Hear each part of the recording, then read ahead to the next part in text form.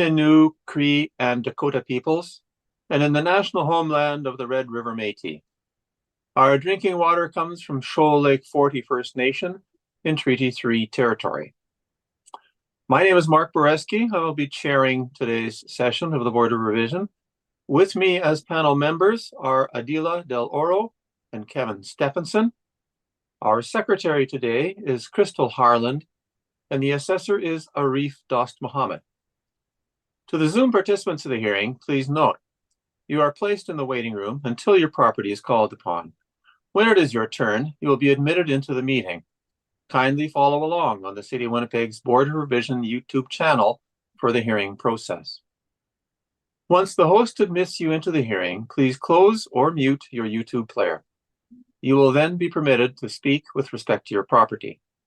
Once your hearing has concluded, you can leave the meeting. We will be hearing applications for revision of the assessment roll in accordance with the Municipal Assessment Act. The matters for which revision is requested have been described in each application, and we will limit discussion to those matters. The statements that are made at this hearing are sworn testimony, and anyone speaking to the matters must be sworn in. Be advised that comparisons of assessments of properties are not considered evidence of market value by the Board of Revision. The Board of Revision is appointed annually by Council and is independent of it and the City Administration. It makes its decisions on the basis of the evidence provided at this hearing and issues a written order that will be mailed to all parties as soon as possible. Please note that the Board's decisions with respect to an application may be appealed to the Manitoba Municipal Board if the matter pertains to assessed value or classification, or to the Court of Queen's Bench if the matter pertains to the application of exemptions from taxation. Should you wish to appeal, information on how to do so will be included with the Board's order. With respect to the hearing process, I will confirm the points of appeal with your property to be addressed with each applicant following the swearing in. We will then have the assessor's testimony, followed by questions that the applicant may have, and then the applicant's testimony followed by questions. Each side will have an opportunity to summarize if they wish. Once all of the evidence about an application has been brought forward, the applicant may leave. The process will repeat for each item on the docket today. The session will close after all the applications have been heard, and the Board will deliberate in private and make its decisions. You will receive the Board's decision by registered mail as soon as possible. As information, all public hearings are live streamed, recorded, and will be part of the public record. Today, we will be hearing items 1, 2, 6, and 8 on our docket. Ms. Harland, could you please affirm the assessor's and the applicant's testimony? Yes, Mr. Chair. Mr. Assessor, would you please state your full name? Arif Dost Mohammed. Thank you. Do you affirm that the evidence you are about to give at this hearing is the truth, the whole truth, and nothing but the truth? I do. Thank you. Mr. Applicant, would you please state your full name? Lyle Rack. Thank you. Do you affirm that the evidence you are about to give at this hearing is the truth, the whole truth, and nothing but the truth? I do. Thank you. Okay, thank you very much. So the first item on our agenda then today is 835 Marion Street. Are there any preliminary matters that need to be addressed before we launch into the consideration of the application here? Yes, Mr. Chair, I wanted to let you know that 1001 Regent Avenue has been removed from the docket. Okay, so we're down to just 3 items then. No, we have 24-331 and 24-342. Wait a minute. What numbers are you reading off here? Oh, the file numbers? Yes, the file numbers. Okay, so we have 24331, 24342, and what about 241233? That one has been removed as well. I will put an updated docket into your OneDrive folder. All right. So we are then only dealing with 2 applications today, correct?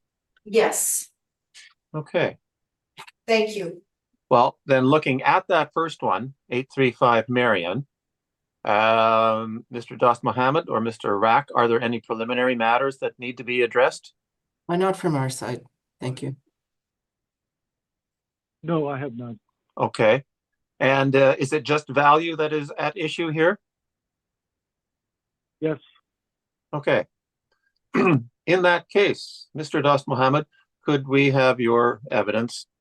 Give us just a second, though, to go find it electronically.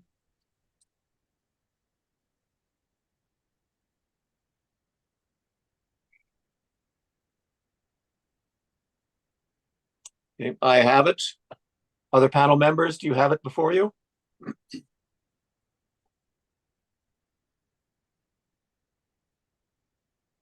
Mr. Stevenson, do you have the brief before you? Yes, sorry, I was on mute.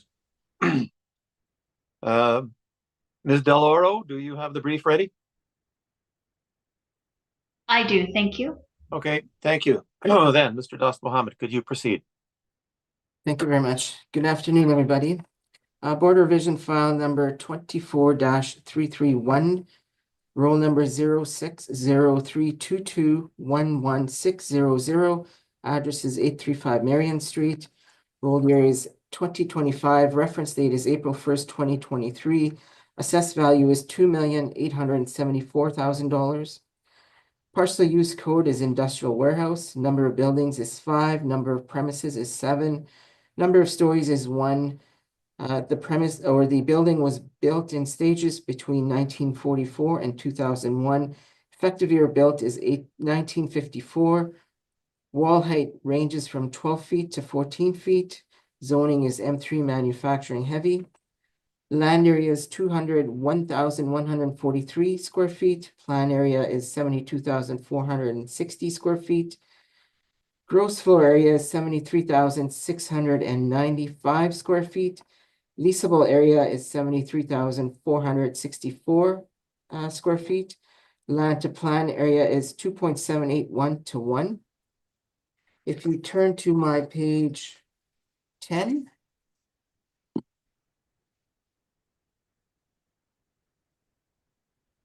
And there is the map of the subject. It is located in the Mission Industrial section. Subject is located between Marion and Archibald Street. And it's in close proximity to La Jamodier. On page 11 is the subject parcel boundaries. So it's an irregular shaped lot. At the bottom is a subject aerial view.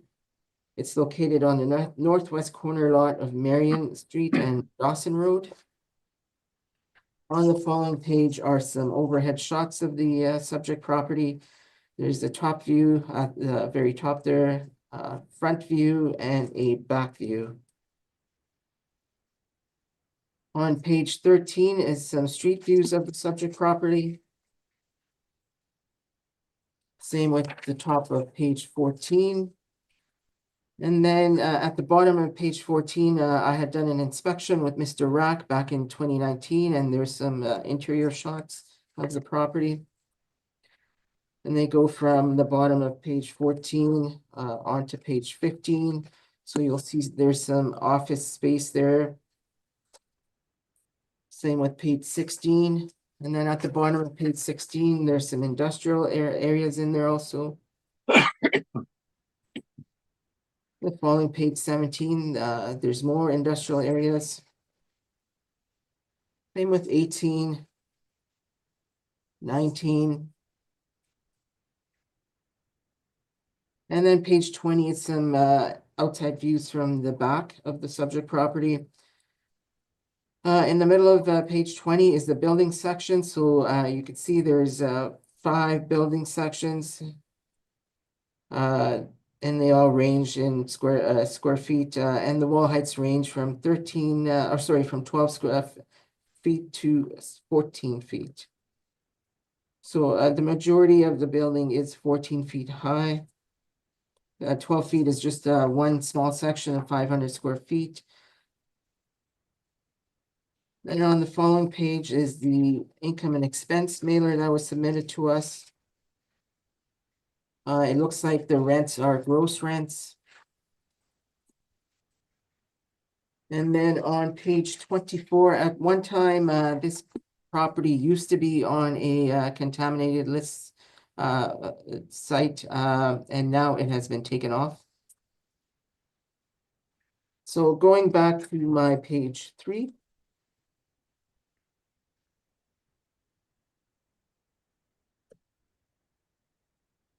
There are my rent comparables. So they start on page 3 and they go to page 4. So you'll note that all leases are current in relation to the reference date. Effective year built ranges from 1932 to 1986. Average wall heights range from 11 feet to 16 feet. Leasable areas range from approximately 950 square feet to 20,200 square feet in order to compare the different leasable areas available within the subject property. Net rents range from $5 per square foot to $13.46 per square foot. Weighted average net rent for the comparables is $9.73 per square foot. On the following page is our workup. So we're utilizing an overall net rental rate of $3.70 per square foot. We're utilizing a 3% market vacancy rate, a 3% non-recurables expenses rate, and $4 per square foot for vacancy shortfall. This works out to an NOI of $247,142.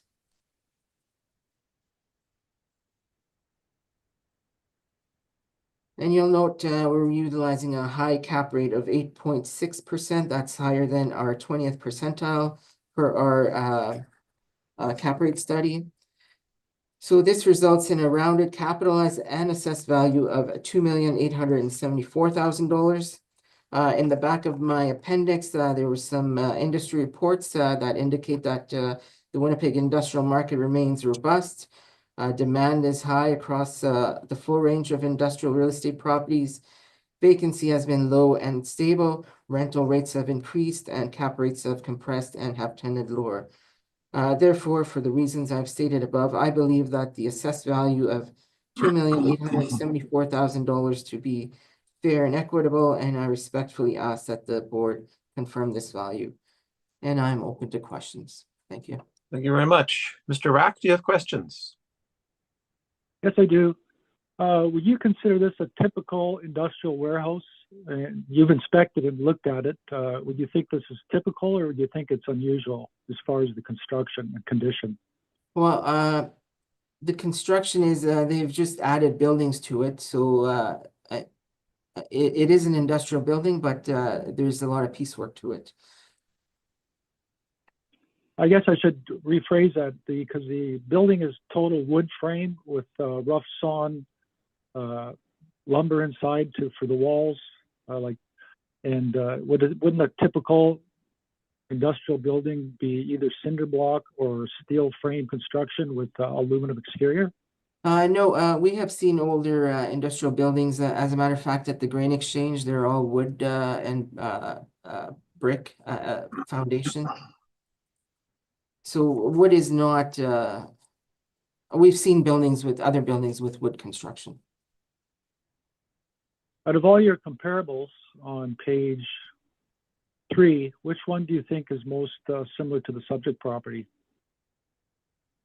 Well, I can't give you one, but I have included all those comparables. So, I mean, we're looking at different spaces there, and I believe your rents come out higher than our rents per your workup.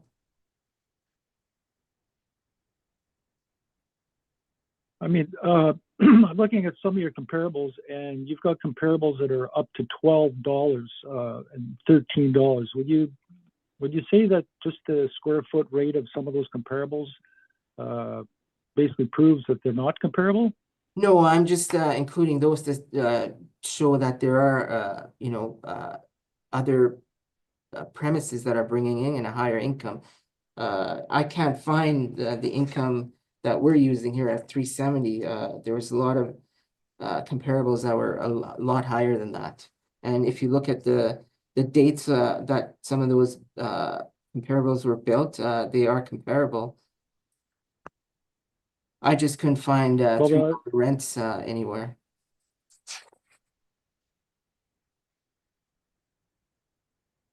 Okay, so on page 20,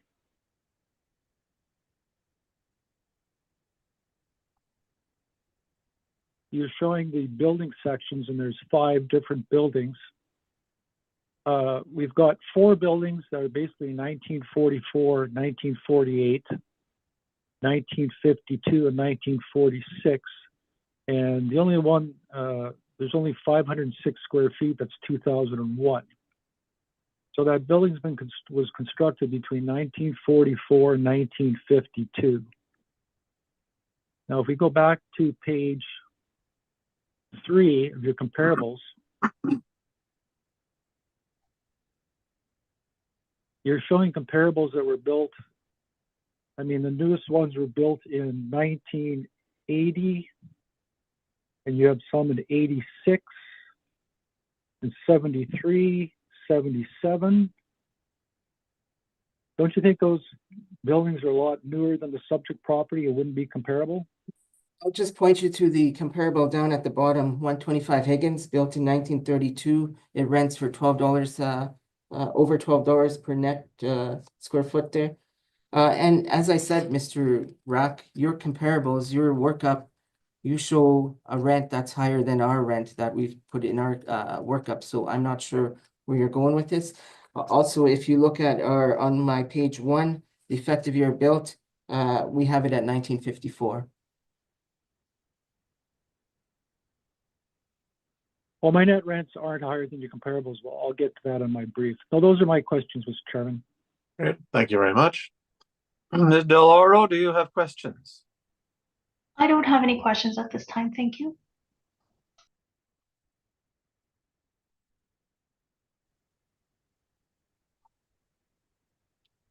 Mr. Stevenson, do you have questions?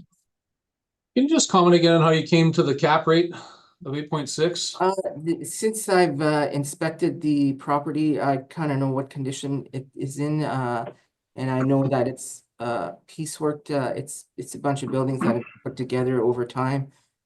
So we are using a higher cap rate. It's higher than our 80th percentile. If you look on our page, 7. yeah, on page 7, you'll notice that most of our cap rates range between 5.35 and 7.3. We're outside that, so we did take into account the risk that's involved with this property. And how you came up with 8.6? Like It would have been comparable to other buildings that are similar in age and condition as this one. So the model would have picked that up.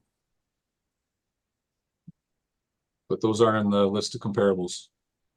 Sorry? Those aren't in the list of comparables for that. We don't put cap rates for the different buildings in our comparables. But just checking on comparables that you provided. Yeah, like I said, You're just referencing couldn't comparables for cap rate, and I just wanted to know that. Yeah, I just couldn't find any rents that were lower than 4, or even 5. So Okay, thank you. No further questions.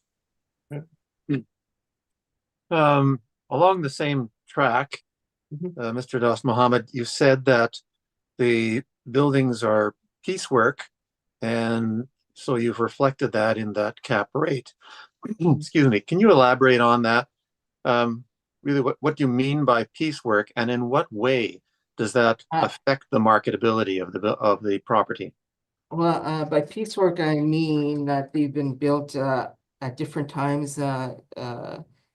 So in 1944, 1946, 1948, 1952. So there are different buildings put together. So I'm assuming that you just can't rent out, the whole space all to one tenant. So compared to something on say, for example, on Inkster, where you have one building where you can put in demising walls. I don't think you could do that with this building. So what does go on this property? There is a woodworking business. There is a window business. There's a printing business. There I are think- multiple businesses, Yes, but a single owner of the property, correct, yes. and then multiple lessees with multiple leases. Right. Okay. And so you're saying that because it's a variety of buildings, you would not wind up having a single, or likely having a single tenant in it? Is that what you said? Right, but what I'm reflecting in the cap rate is reflected by the risk that an owner would take. So depending on the area, the condition of the building, like I know there's some roof issues on the building, so yeah, that's where the cap rate is derived from. And the piecework, yeah, you can't. I don't know if one tenant would rent the whole building. How marketable is this property, considering the age of the buildings and the variety of them, and none of them are particularly big? Well, there's zero vacancy, and I believe there's been zero vacancy in the property for quite some time, so it is being marketed, and I don't know if it's no vacancy because the rents are so low, or because of the condition of the building. Sorry, the model rent was how much? 370 overall? Is that what you said? 370, yes. Okay. And you show the actuals. Is it actuals or models The on page actuals are, 5? sorry, come again now? The rents that you show for each premise on page 5, are those model rents or actual rents? Those are model rents. Those are model rents. How do they vary from the actual rents? The actual rents are listed on page 22. 22, hang on. There's 22.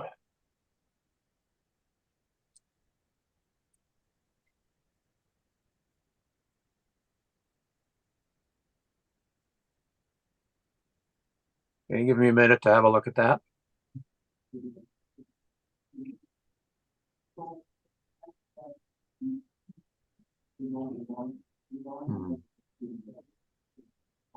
Good. Yeah, so the top of page 22 is the tenant roll. And then Right. On page 21, you'll note that they're claiming a rental income of $235,604. Which compares with your So Their they're gross at or what? they're about at 318. The only thing I would suggest is that it appears as though that they are collecting gross rents. okay.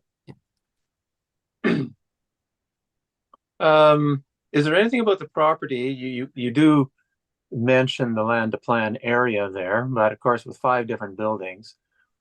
Is there anything about the configuration of the property that inhibits materials coming and going? I do not believe so. There is room in the back for trucks to drive in. If you look at my page 12 at the top, you'll see that there is an entrance from the back way for all the warehouse tenants.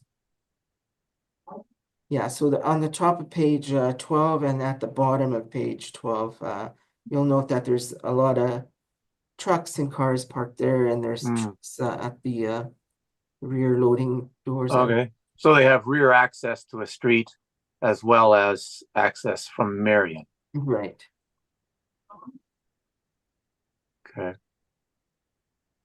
That's all my questions for now. In which case, we turn to your evidence, Mr. Rack. Give us a second to go find it.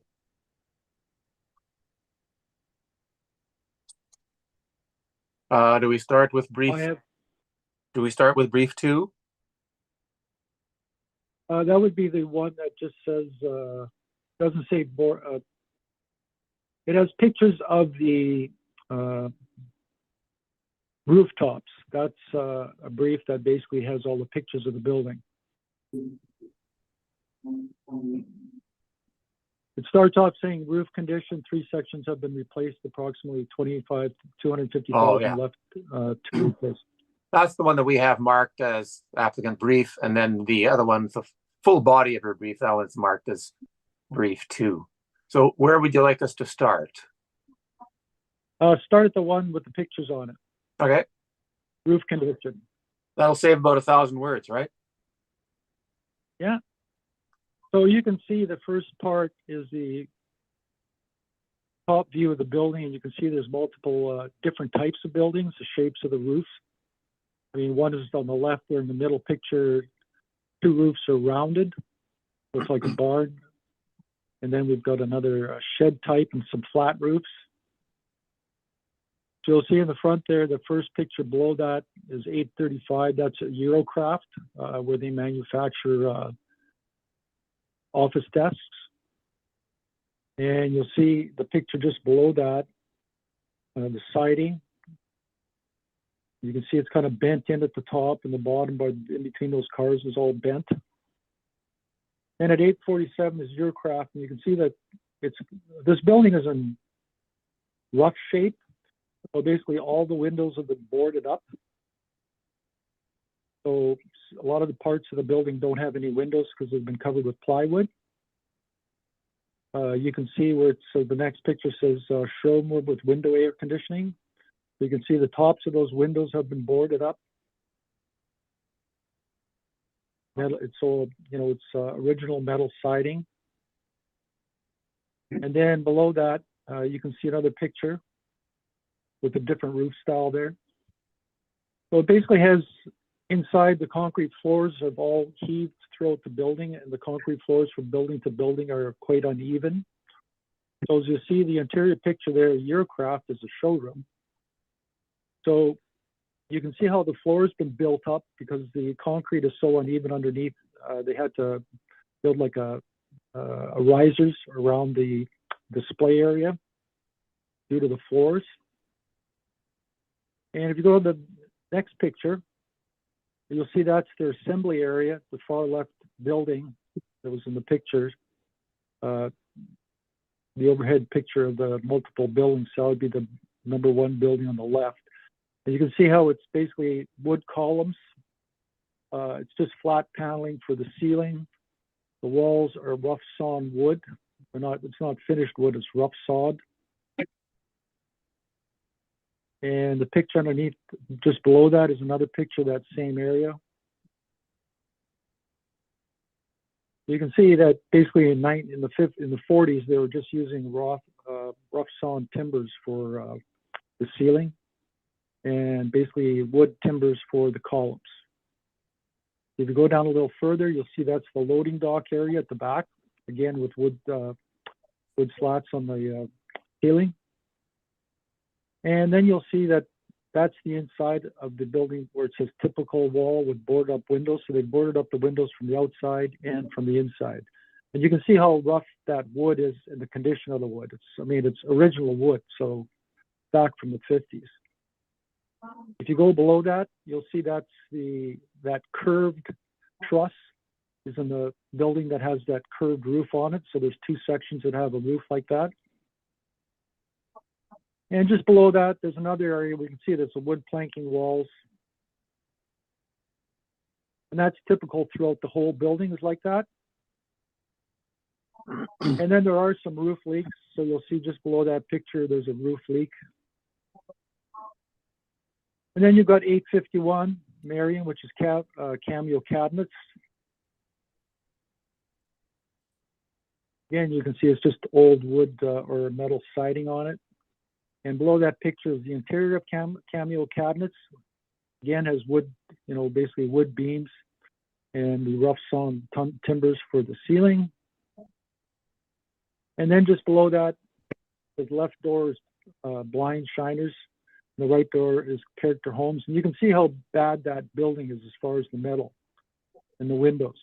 Got the old windows up top, and on the bottoms of the bottom picture there, of that picture, you can see the bottoms of the windows have all been boarded up. Well, that's what you get for 1940s, and that's all original.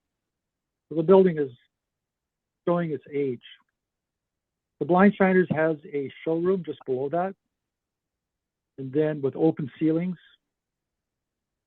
showing the wood slat ceilings, and then just below that is their shop area. And again, you can see it's the same type of ceiling, wood columns, concrete floor. And then Character Homes is on the second floor. There's just a little tiny portion on the second floor with a little office up there. And then you can see as you're entering that area to go up the stairs, you can see there's been some water penetration in the roof. Just below that picture, which says main floor, is the wood shop. It has plywood floors over the original wood planking and concrete. You can say it's the same type of construction. The picture below that, those are wood floors in there. And then below that, it says ramp to overhead doors because the floors are uneven. So they put a wood ramp there, and you can see on the floor that the floor is actually wood planks, where the big stain is just to the right of that garbage can. And then again, you can see the outside, 857 Marianus Kitchens today. And you can see the condition of the outside of the building is quite rough. And then just below on page 11, that was a vacant space that was leased out. So it has uneven floors in there too. So you can see on the bottom how they've built up a subfloor for their showroom, because you couldn't directly lay that stone on the concrete floor because it's so uneven. And then at the back, there's rear storage, and everything is on pallets because the back door actually, since it's level with the ground, there is some water penetration in there. And then just below that picture saying roof leaks in some areas, that you can see there's some more leaks up there.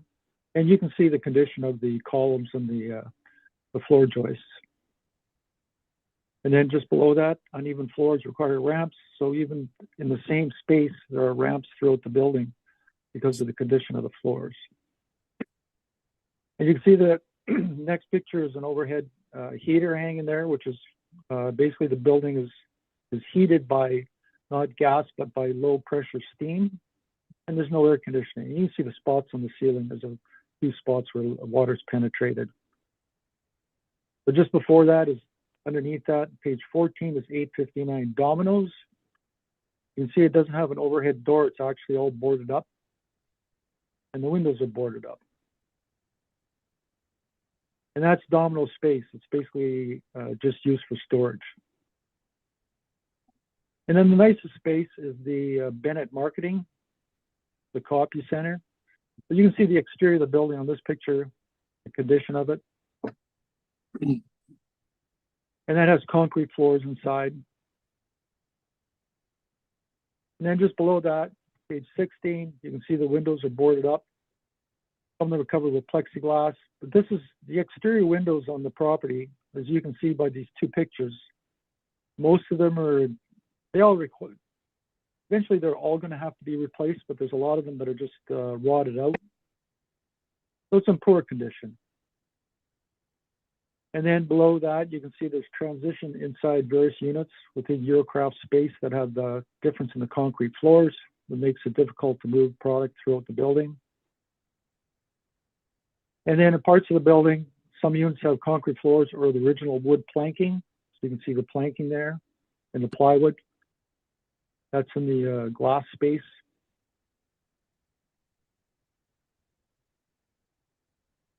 And then below that, you can see old style heater, steam heater, which must be from the 50s. I haven't seen one of those before.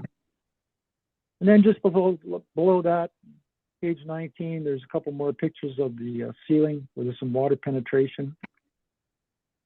And then on bottom of page 20, there's another picture of the walls and the condition of them. And you can see it's at raw sawn planking. So now you have a good idea of what you're looking at as far as the condition of the building and why the rents are low in that building. It's not a typical industrial type building due to its age. I was told by the owner that originally it was built to make Javix, and that's why I was on the environmental list. That's since been removed, but it still has, when I called them, they basically removed it because they haven't gone and actually taken soil samples for a long time. So there's been a lot of properties removed unless you request to have soil samples taken. So now you can have a look at, you have an idea of what you're looking at. So we can go to my main brief. Okay, give us just a second.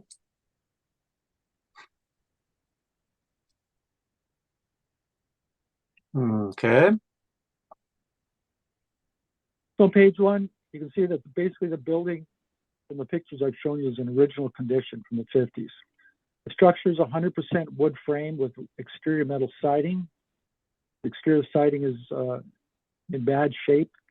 The windows on the main floor are boarded up and rotting. There's no air conditioning except window units, and a number of the roofs still have to be replaced.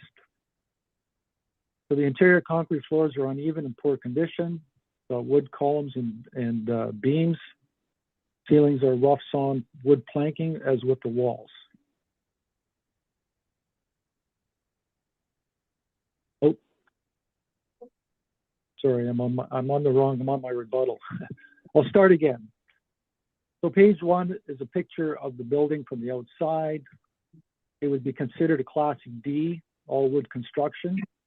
And there's a picture basically of the site with all the buildings. So the assessor is basically spoken about the number of different buildings. Some are asphalt roofs, some are basically flat roofing asphalt. So you can see just below that is from the City of Winnipeg site. So the property has increased 17% over 2 years.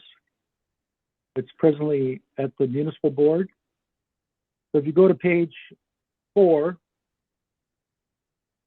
that's the income and expense mailer, and you'll see that on the left-hand side, it's part owner occupied, and all the leases are gross.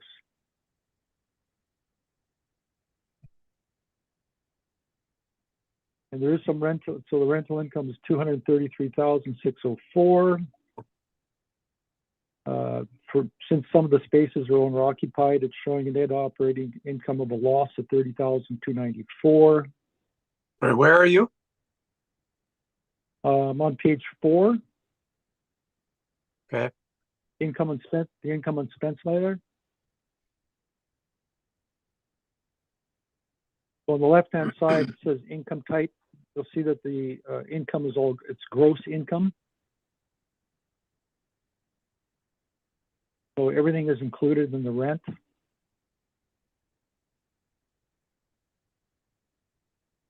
And on the right-hand side, after expenses, because the owners don't pay anything as far as rent goes, there's a $294,000 loss in the property. And then you'll see below that capital costs, they did do another piece of the roof, which cost them $115,814. I think that's the second or third piece they've replaced. Go to the next page. It shows the tenants. We've got Eurocraft, Camel Cabinets, Blind Shiners, Kitchens Today, Domino's, Character Homes, Bennett, and then the last Loberg. So the owners are actually Eurocraft at 835, 847, Samuel Cab Woodworking at 851, and the 855, which is Character Homes. Those are the 3 owners of the property. Oh, can you repeat that? Yeah, the first one 835 and 847 is Eurocraft Office Furnishings. They're one of the owners.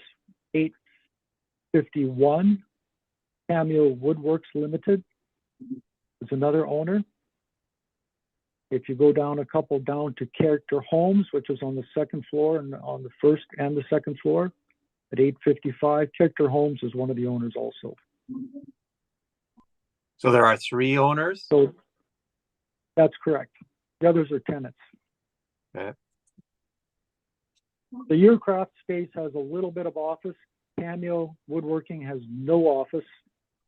Character Homes has a little bit of office on the second floor. There's only one little tiny section of that complete complex that has a second floor area. So they've got a little office on the second floor, and then they have warehouse space on the main floor. So if you go to page 6, just below that, you'll see that the gross rents, everything's been checked off that's included. Property taxes, insurance, marketing, sewer and water, heating, waste and snow removal, and maintenance and repairs. So everything is included. It's a gross rent. If we go down to page 7, the top it says gross rents. So this is the 2022 actual income and expense mailer. So I've highlighted the 3 owners. And if you go to it says gross per year, and then after that, there's I&E. So Eurocraft has only got paying 70 cents. Well, I've adjusted theirs to $5 because they have the largest space at 36,556 square feet. And there is Domino's that's paying $5.18 for 66,741 square feet. So I just lowered it a bit to $5. The next one, 851 Cameo Cabinets are owners, and they're on the income expense mailer only paying 83 cents. I increased their rent to $5.18, which matches Domino's. Character Homes, since they have a little bit of office space, which is the same as, let's say, Kitchen Today, although they are on the second floor a little bit, but I increased them to $5.95 a square feet. And the last one, 835 at $4.96, because it's a smaller space, I increased their rent to $6. So that's the adjusted rent, and that adjusted rent is gross. Now we have a new income. $418,181. That's from the adjusted rents. Now for the income below that, now we have the expenses. So we have all the expenses coming to a total of $189,268. So basically, you have to take gross rent, subtract the expenses, and then you get basically the net operating income. So below that, we've got gross rent. We've got parking at $10,800. So the total gross income is $428,981. We've got total expenses at $189,268. And then I amortize the roof over 30 years, which comes to $3,860. So that comes to a potential gross income, or sorry, a potential income less expenses of $235,853. So now using the city parameters, and I didn't use any expenses since the expenses have already been accounted for. So the potential income of $235,853 less the vacancy comes to an effective income of $228,777. No expenses, shortfall at $4. You get basically a net operating income of $219,625. So the capitalization at 8.6% comes out to a capitalized value of $2,554. So until 2023 is $2,450,000, and that's at the municipal board. So I'm looking for a value of $2,554,000. So I'm looking for $104,000 increase over the 2 years, not the $425,000 increase determined by the computer. And that basically, the rents are reflected due to the space quality. And I'm looking for a reduction. I request the board to reduce the $2,554,000. Thank you. Thank you. Mr. Das Mohammed, questions? Yes, thank you very much. Mr. Rack, you said that Eurocraft Office Furnishings, Cameo Woodworks, and Character Homes are owners of the property. Is that correct? Yes, Eurocraft, the highlighted in yellow. Eurocraft, Cameo Cabinets, and Okay. Character Homes. And then on your pictures, you pointed out that the buildings where Eurocraft was located and some of the other ones are all in not good condition. Is that correct? That's correct. So why would the owners not be doing just basic repair and maintenance on their property where they're, where they have a business located?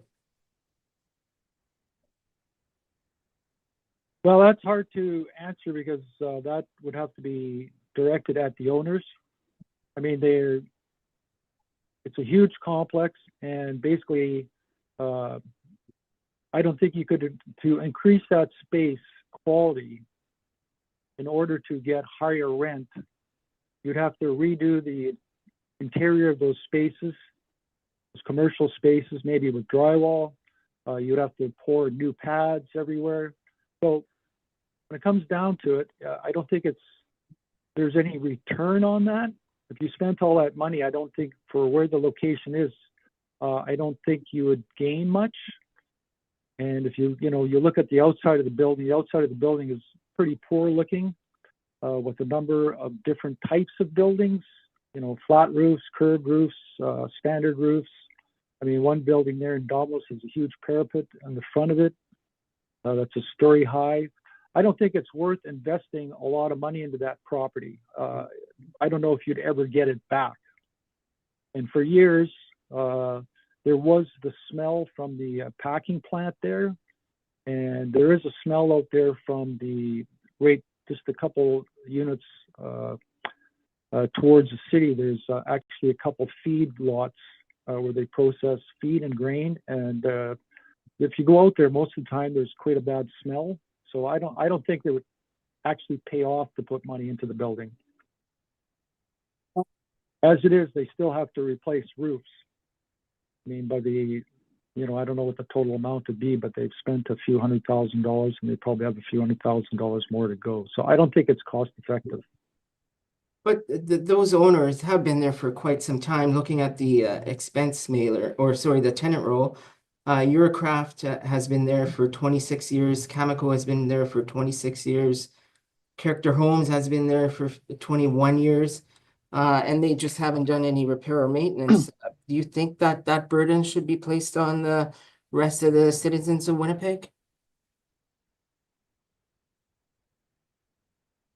Well, then what you're saying is, because the building is in dire need of repair, what type of burden are you talking about to put on the city of citizens of the city? If they're not being assessed properly because they're not putting some basic repair and maintenance on their building, why should the rest of the citizens, have to pay a higher tax on their assessed properties if their property isn't being assessed properly because they haven't done any maintenance on it? Well, it has been assessed properly if you use the income approach from what they're actually getting, because the only way you can look at comparables are to the comparables that are within the property. So you're suggesting that basically they should overpay, even though other properties are nicer, so that they carry more burden? I mean, there are old buildings in the city that are paying less taxes because of their condition. And I don't think that's actually a valid argument when it comes to assessed value. Looking at your page 7, you've put rents on the owner's section of the building. Where did you get those rents from? As I talked about when I gave this presentation, those rents came from comparables within the property. We've got Domino's at $8.59. They're paying $5.18 gross. So I use that amount for Cameo cabinets because they're relatively the same size and condition. Neither one of them have an office. I used that $5.18 for Eurocraft, but I used $5 because they have 36,550 square feet, which is basically multiple times bigger than Domino's. I mean, it's 6 times bigger than, almost 5.5 times bigger than Domino's. So they should get a reduction by 18 cents a square foot, just based on economies of scale. Character Homes, I use $5.95 because they're basically the same as Kitchens Today at $5.95. The office upstairs is only a few hundred square feet. And then I took the last one at $8.35, which they're only paying $4.96. I believe they should be basically paying $6. But you would agree that these are not market rents, correct? They're gross rents? Well, Blindside, they're gross rents. Blinds Shiners is a market rent. Kitchens Today is a market rent. And Domino's is a market rent because Domino's was vacant for an awful long time before they actually rented the space. And the Bennett Copy Center at 737 is market rent. So you have Character Homes there that you put $5.95. Why wouldn't you put $7.37 for, Bennett has the same amount of square footage, basically. Well, you inspected the property, and Bennett Copy Center is a renovated space. It's got drywall walls. It's got the ceilings all been cleaned up and finished. So it's the nicest space in the building. And basically Character Homes is, as I showed in the pictures, it's warehouse space in the main floor. So, and plus the Character Homes is on the second floor, small space on the second floor. So it'd probably be less by at least $1 a square foot or more because it's a walk-up space. So Bennett's at 737 is the nicest space in the building. It's all been refinished.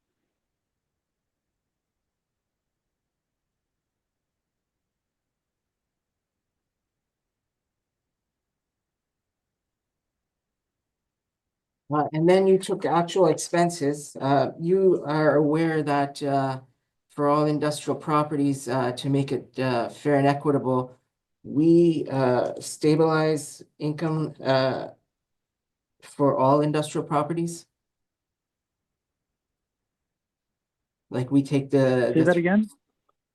when we do our workups, you understand that all expenses are stabilized for industrial properties at 3%.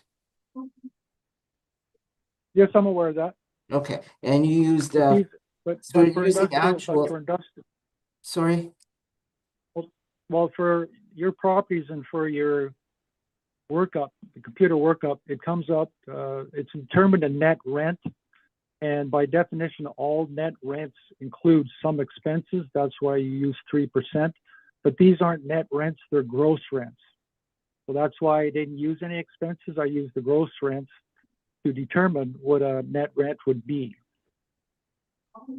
And that's why in my workup, I use no expenses at all, 0%. But you do understand that for all industrial properties in Winnipeg, it's 3% that we use as stabilized rent, whether they're gross or net. Is that correct? Well, that's not true. No, that's not true. You can't compare Have you seen a net rent. workup that doesn't have 3% for this year? No, because the 3% is applied to a net rent. I'm determining what that net rent is by removing the expenses. Actually, okay, all right.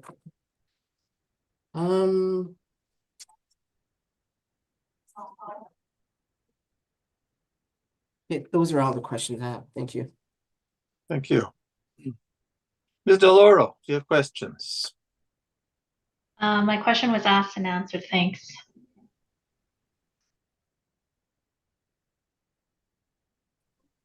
Mr. Stevenson? Just a question about the rents used. So owner-occupied buildings, obviously, it's typical that owners, would you agree that they pay less than market rent in their buildings, or? Well, owners don't pay any rent in their buildings. Unless they put down a book rent, which theoretically is not a rent. I mean, if you own the building, you're really not paying rent. So, and you use comparables from this building to determine gross rents, That's correct. and then you provide a calculation to determine a net rent. That's correct. So you're saying your net rent is the potential income of $235,853? Yes, sir. Would it be fair Could I to just add? go ahead? Go ahead. No, go ahead. Okay, so if you turn to page 4, the income and expense, this is what the owner fills out on the city website, and the city recognizes that some owners get gross rents. That's why an income type on the left-hand column under annual income received, it's checked off gross. So the city department knows how to calculate what a net rent is. You get gross, and then below that it says rental income. And then if you go farther down, there should be parking, but I put the parking in. So you come up with what the total income is from all sources.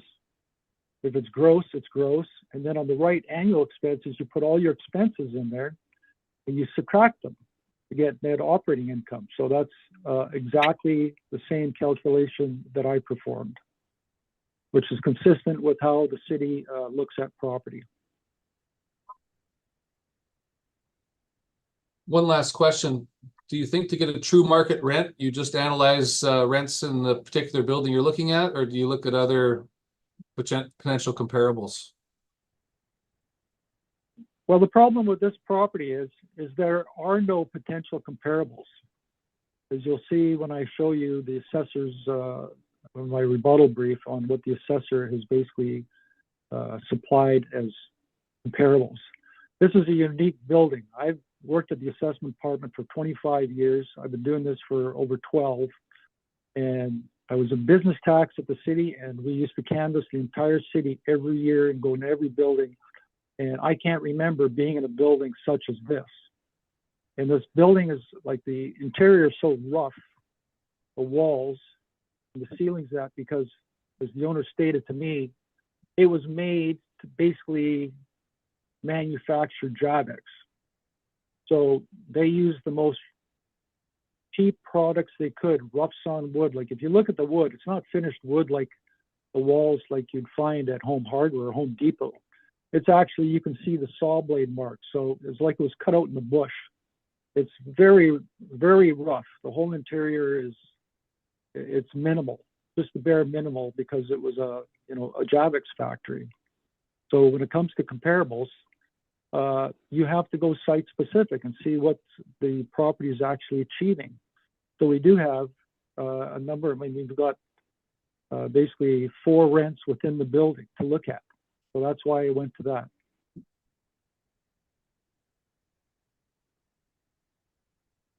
So you're in this, you're challenging the rent, and you're challenging the NOI, essentially. Yeah, the rents determine the NOI.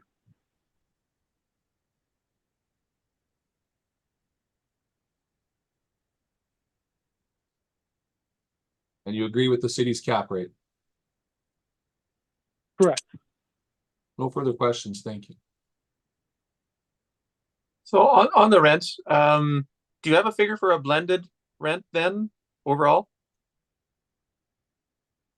Yeah, I can calculate that for you. Could you? Sure.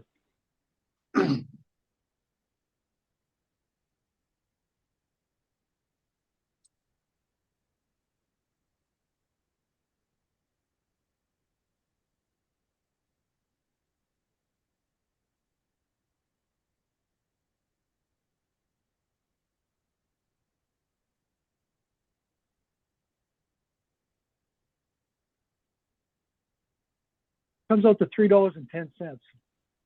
$3.10. Correct. Okay.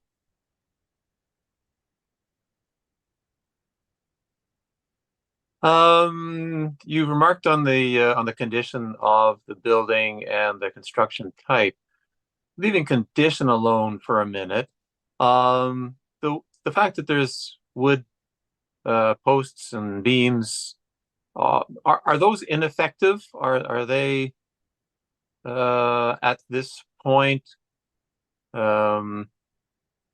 problematic for the building compared with other materials that would commonly be used these days?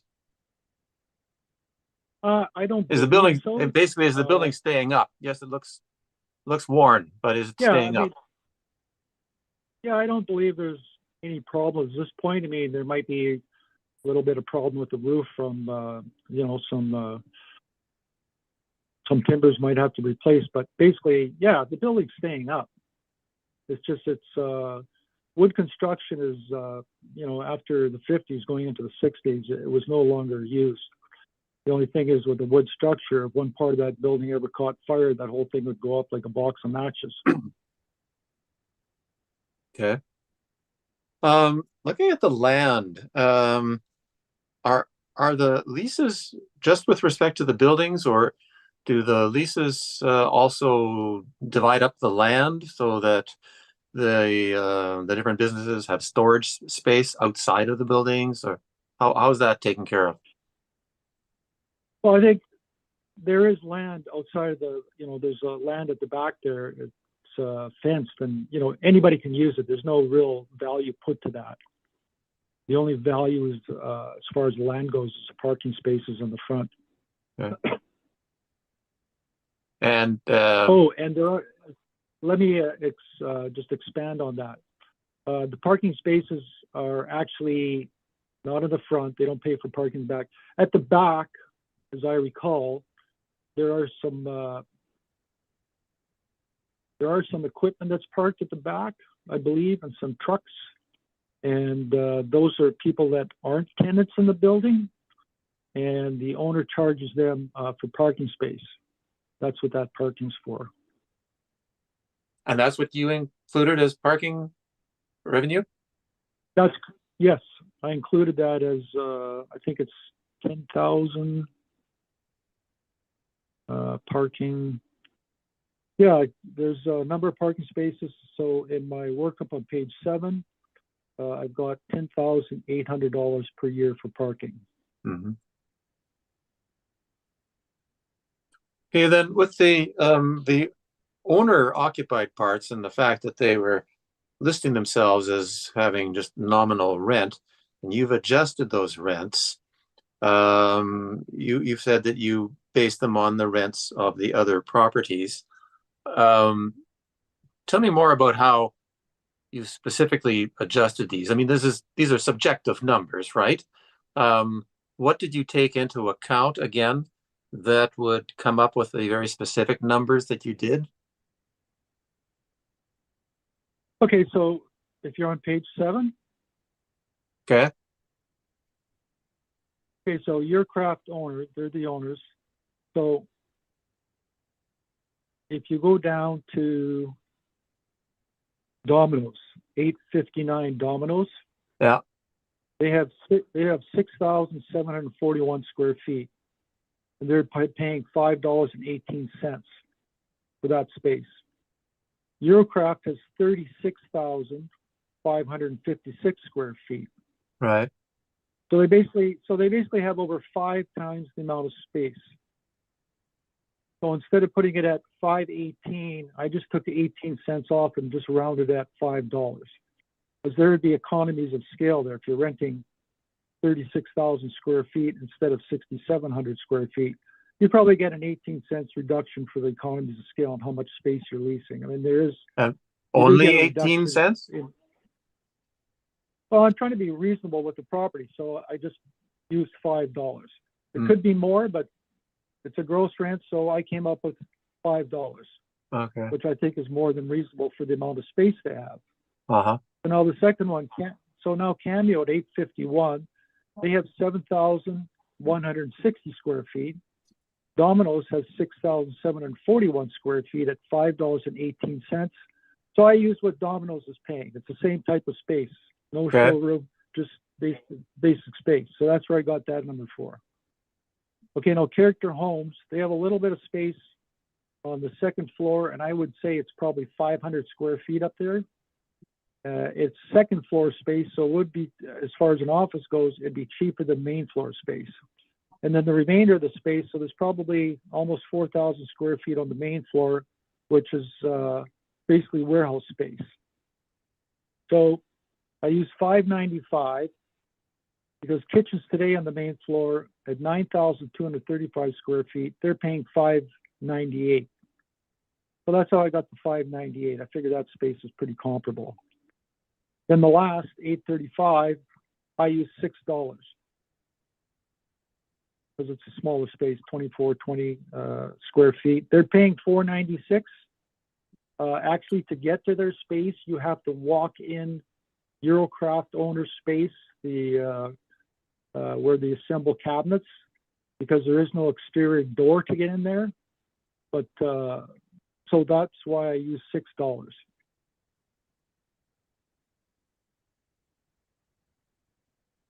All right. That is all my questions. So And I have a that, rebuttal. oh, you have a rebuttal. Proceed in that Yes. case. I don't have the rebuttal. Mr. Chair, Yes? to let you know, I've put the rebuttal into the OneDrive file Mm-hmm. as well as into evidence for panel members. And I can send the rebuttal to Mr. Assessor right now. Could you do that? All right, just a moment, please.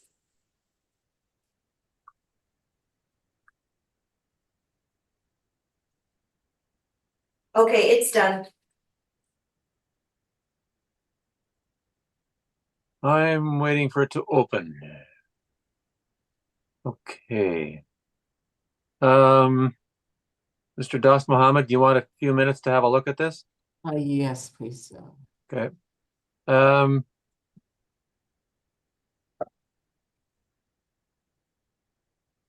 well, as opposed to having a recess, we all need to take a look at this for a couple of minutes. So let's just take that time and go through the material.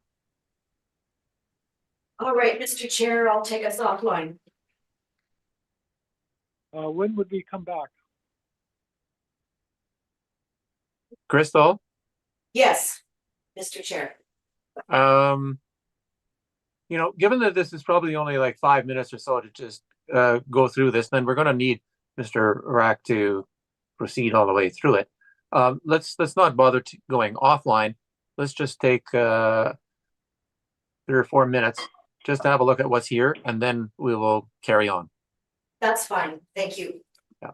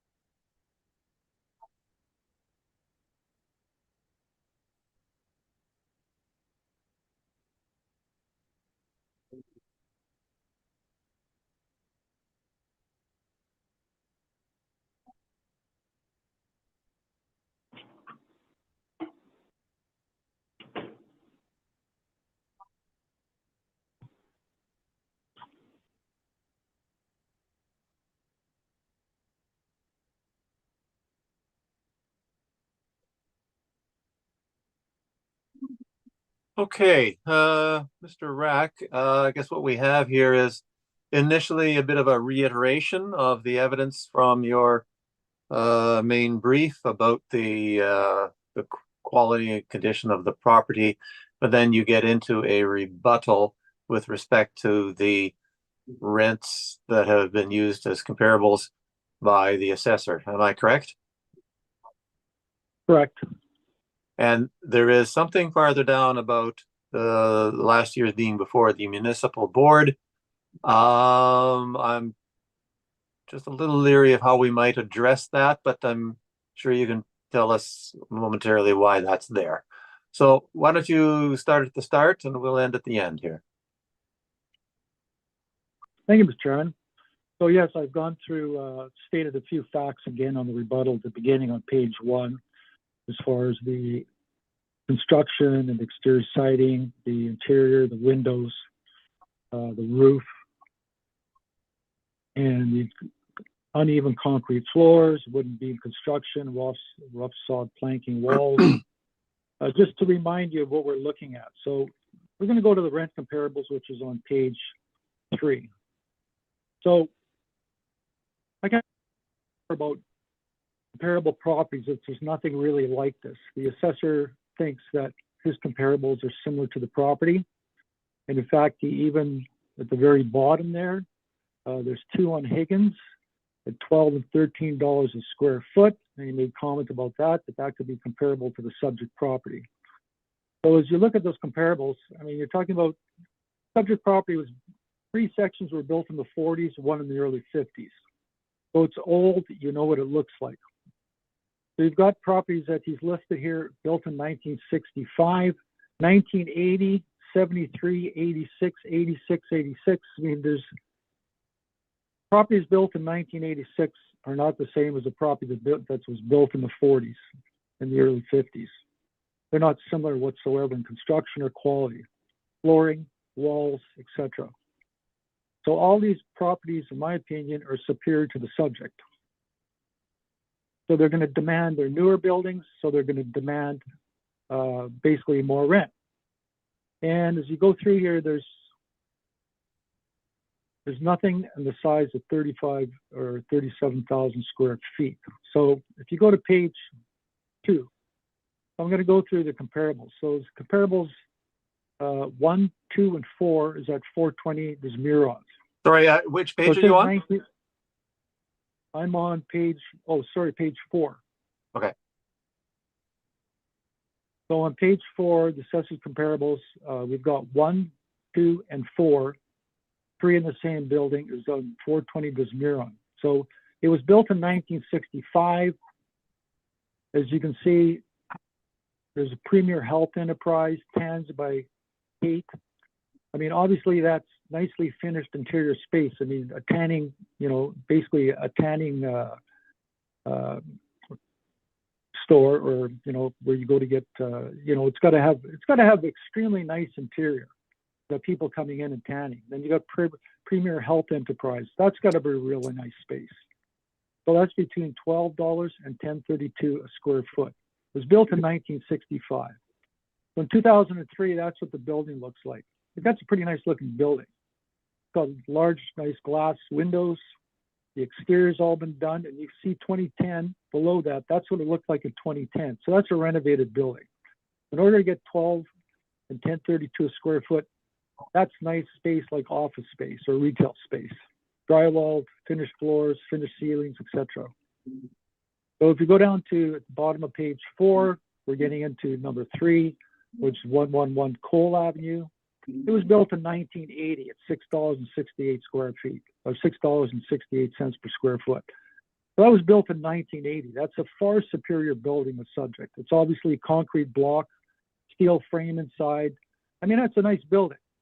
So if it's getting $6.68, thinking of $3 rent for the subject property, doesn't feel, not far-fetched. $3 and whatever I said, 16 cents a square foot. That's reasonable for what you're getting. I mean, obviously this building has nice flat floors in it. It's built in 1980. It's got modern upgraded, it's got modern wiring, etc. Now you go to Keenly side, number 5. That's at 892 a square foot. That was built in 73. Again, it's got nice overhead doors at the side. It's got windows. It probably has a showroom in the front with those glass windows or some kind of office space. It's in a nice location on Keenly side, so that's a better location than the subject property. It's getting 892 square foot. It was built in 1973, so that's a far superior building than subject. That's not comparable. Now we get to comparable 6, 7, and 8 at 486 Marion Street. That's 650. That was built in 86. And you can see that's a nice building. It looks like it's some retail space. It's got a nice signage outside, nice all paved parking around it. Like that's a nice space for $6.50 on Marion. I mean, for half that value for the subject property, it makes sense. I mean, that building's going to have nice flat floors. It's probably finished inside. It's going to be drywalled. It's not comparable to subject property. It doesn't have rough sawn wood or uneven cracked up floors in there. That's a nice building. Not comparable. You get 9, 10, 11 and Duane Street. That's at $5, $5.25, and $3.25, or 2 at $5.25, well, not $5. Huge paved parking area, nice overhead doors. It's a brick building, probably a cinder block building with steel frame construction inside. So for $5.25 for an extra $2, this is what you're getting over the subject property. So the subject property is worth what I've basically calculated at just over $3. I mean, for $2 more, you get this nice space, and it was built in 66. It's well worth $2 over what the subject is. You'd be better off renting here for $2. So that just kind of reinforces the actual value I'm using in $3. Below that, you get 171 Cole. That's at $13.50. That was built in 1997. Well, that's obviously a superior building to subject. Some concrete block, windows, loading dock, backup loading dock, regular loading area, metal siding on one side. But it was built in 1977, so that's going to be a modern building. It wouldn't have, like, none of these buildings would have steam heat. They would have gas-fired furnaces inside. So that's not comparable to subject property. That's why it's $13.50. Now you get Cordite Road at $6.53. I couldn't get a better picture of this because it won't come up in Google. This is actually an advertisement they had for the company. That's a nicer building. The siding looks in good shape. It's got a loading dock for a semi-trailer. So, and that was built in 1980. So again, it's going to have gas-fired furnaces, modern electrical. Probably the walls are probably finished off inside, drywalled. Got nice flat floors. So that's superior. You've got 34 McDonald. That's actually a nice building because I represent the owner for that building. So the interior is nicely finished out.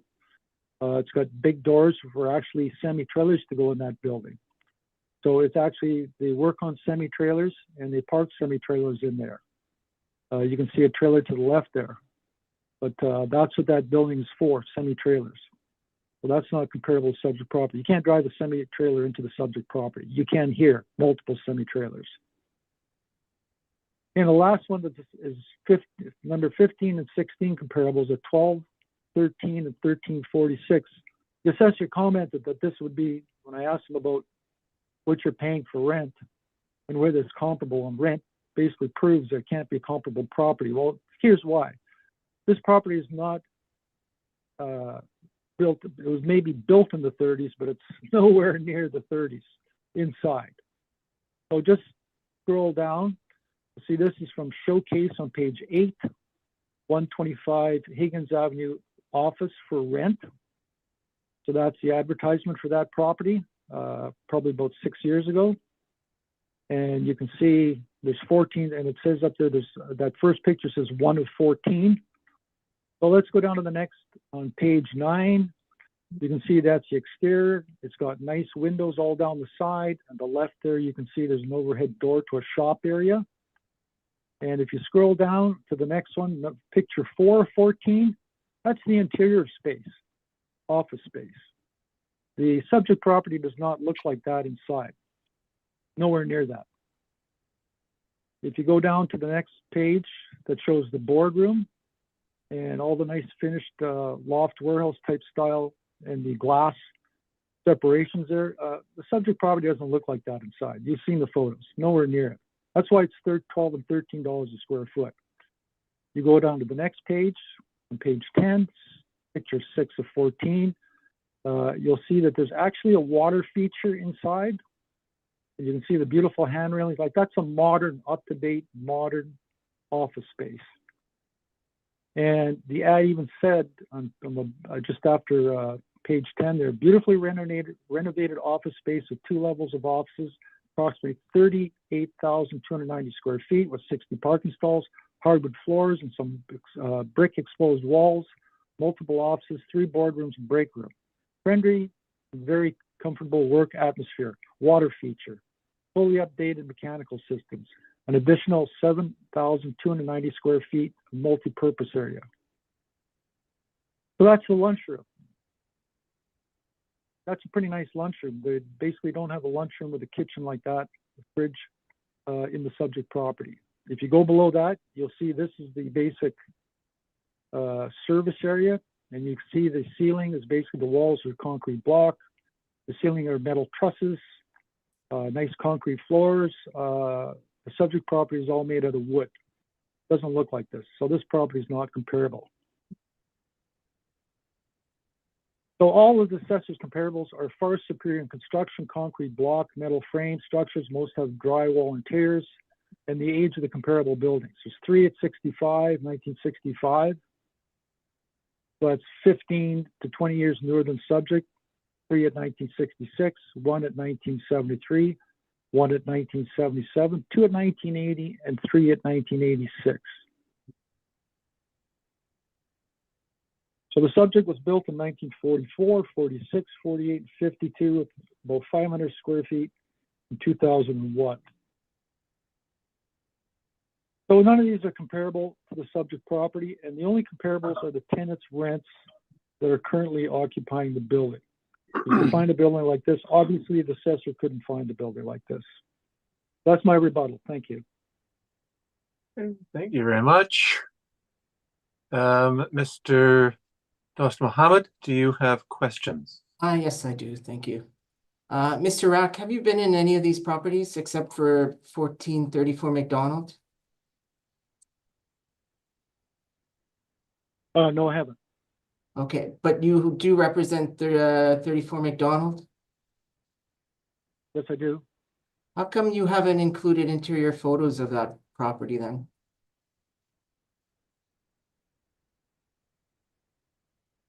Why I haven't included it? Yeah, you said it's far superior, but you just showed the outside picture. What's inside it? Well, it's all insulated and drywall. Semi-storage. I described that.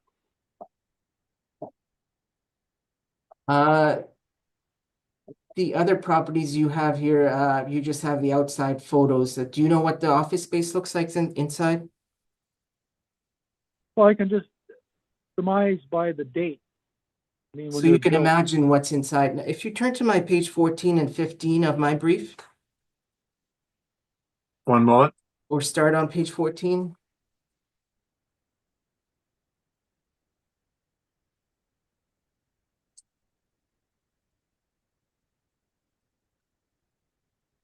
Still loading. Hang on.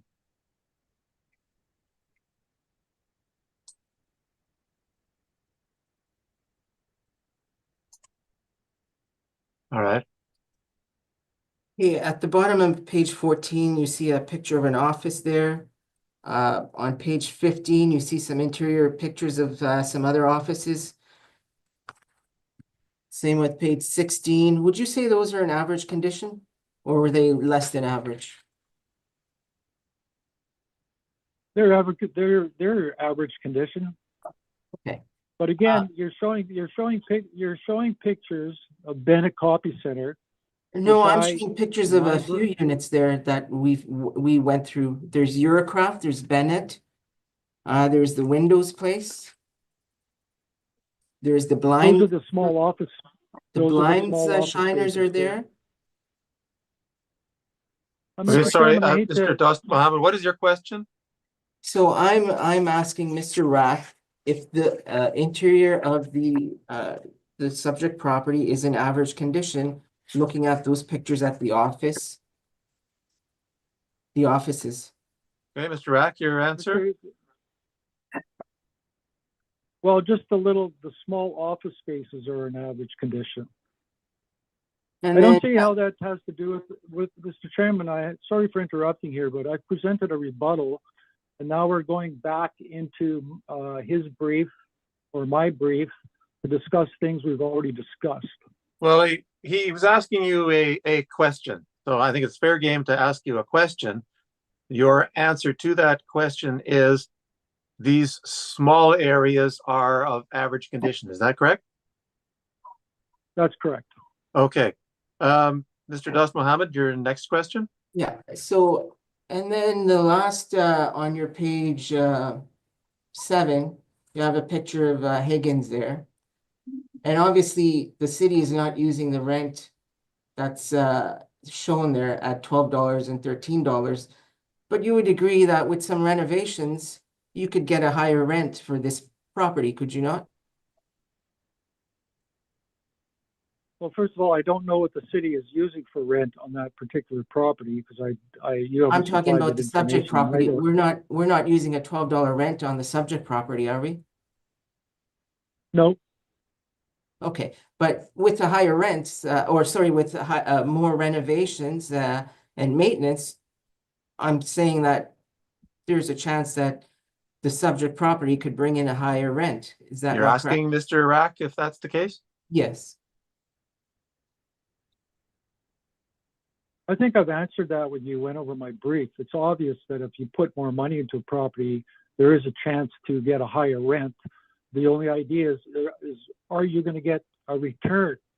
I mean, if you take the subject property, if you had to renovate the exterior of the building to look like any of your subject properties, it could cost you $1 million, who knows, maybe $2 million to rip all that down and redo it with windows, doors, do the side, do the exterior, try to make a continuous roof over the top. And the same with the interior. The interior, you'd actually have to make flat floors throughout. Now, do you make subfloors? Will a subfloor hold industrial equipment or office? I mean, that's all hypothetical. I would agree with you, put more money into it, you get more rent, but are you going to get your money back? I mean, there's a point of no return when it comes to investment. And I don't think this property, if you wanted to get a higher rent, you'd bulldoze the whole property and build something from scratch, brand new, because it would be cheaper. Because once you take a property and you start doing renovations, then you have to bring that building up to modern code. And that could cost you so much money that there's no point in doing it. You might as well bulldoze the whole place and build a new building. Mr. Das Mohammed, do you have other questions? Just one last question. Mr. Rack, you've provided all these rebuttal to my comps.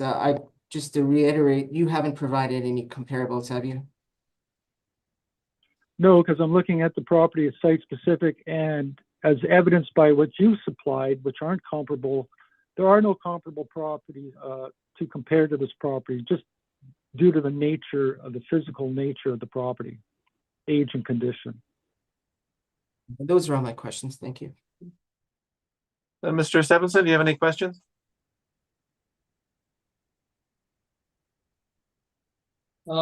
We've been presented with a bunch of net rents, gross rents, and then your calculation to confirm is, you said 310 for net rent overall?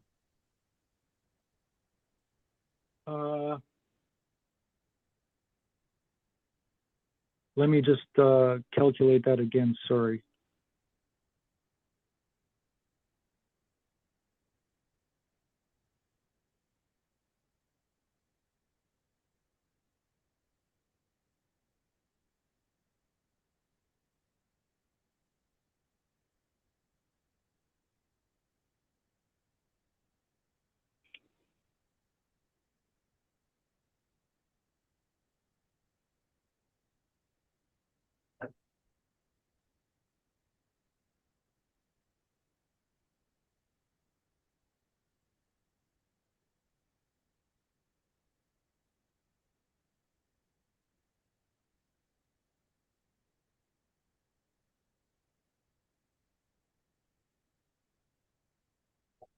Yes, 310.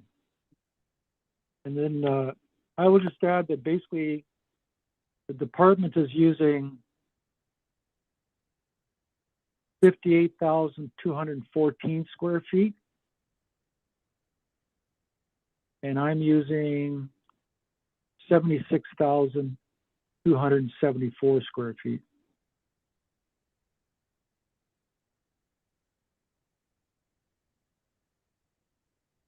Mr. Stevenson, additional questions? Sorry, I was thinking about my next question, sorry. No further questions, thank you. Ms. Del Oro.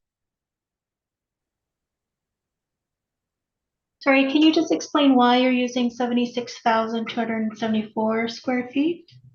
The difference? That comes from the income and expense mailer. So that's what they're actually renting out. So if you go to page 7 of my brief, Just a minute.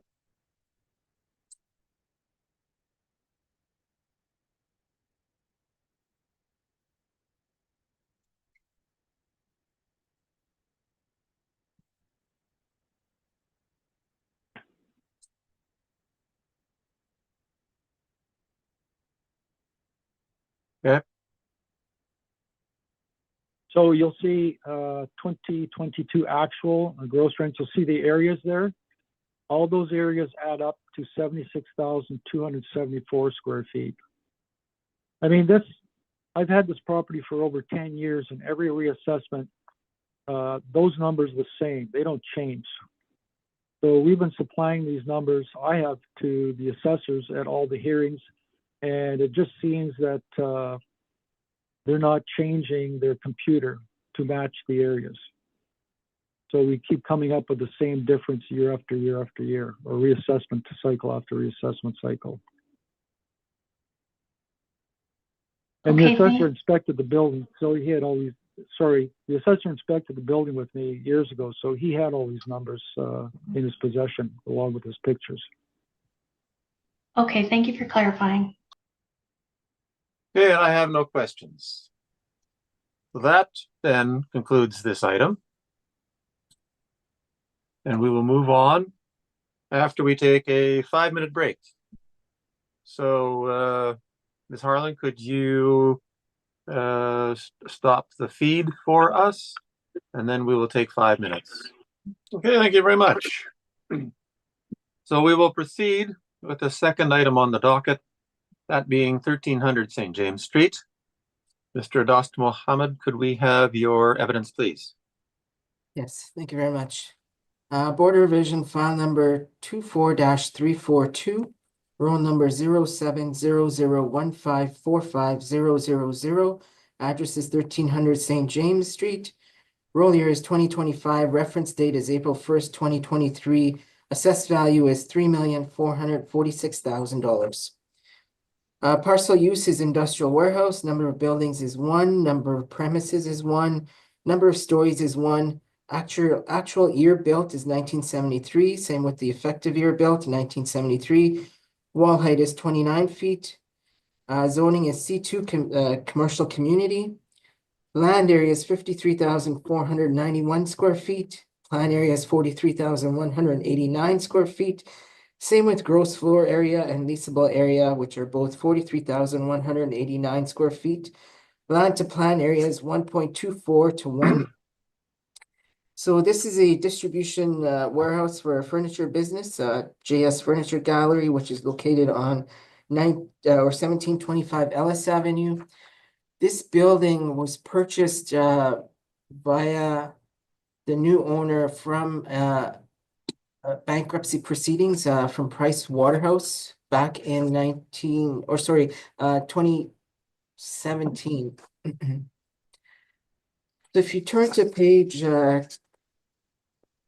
9 of my brief.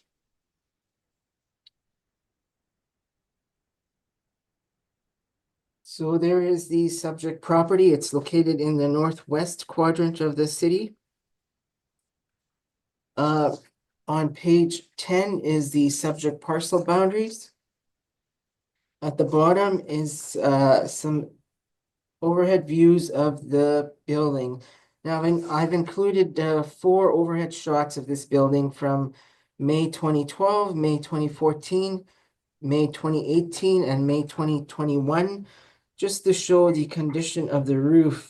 So you'll note in 2012, the roof looks like it was not in good shape. And then in 2014, 2018, and 2021, it looks like it's in pretty good to average shape there. On page 11 at the bottom there is a income and expense mailer from 2017. And what I'm trying to show there is on page 12 at the top there, you'll notice the capital cost summary. There has been roof work done of $46,000. And that looks like it was done September 30th, 2017 per the submitted mailer there. And then on the bottom of page 12 is some more aerial views of the entire building. Same with page 13, top of page 13. At the bottom of page 13, I have it in relation to the different buildings around the subject property. So the subject is circled in red. Just in front of it, you'll see that's the Costco warehouse on St. James. Behind it is Century Street. To the west of it, or sorry, to the north of it is Saskatchewan Avenue. So the subject property is in close to major routes and corridors. And then page 14, top of page 14 and all of page 14 actually is the subject street views. You'll note that in front of the building that there are semi-trucks parked, or at least one semi-trailer and one smaller truck. And then page 15, some more street views. Page 16, I'm trying to point out there in the red square, you'll note that's a full-size semi-trailer that's parked there.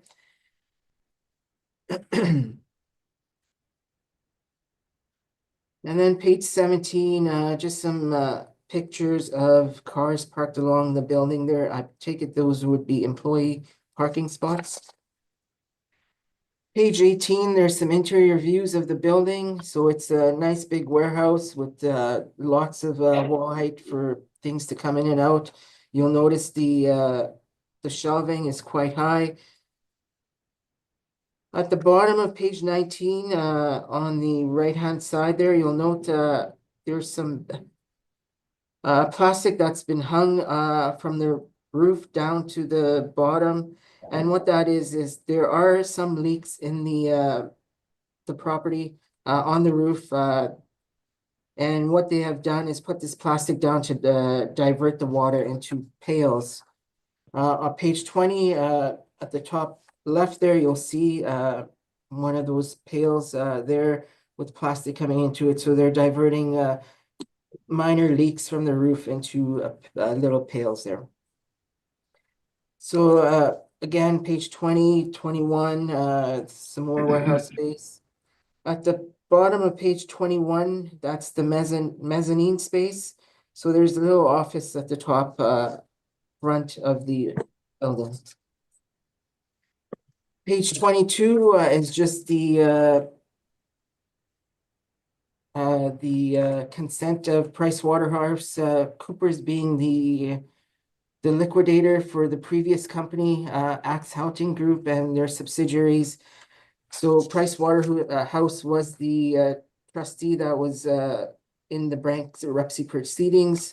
So this subject, so the subject building sold to the current owners due to bankruptcy of the previous owners. Page 24 is the subject listing from 2011. And you'll note there that the sale price they were asking in 2011 at the bottom, where it says right under zoning, the price they were asking at that time was $2.4 million.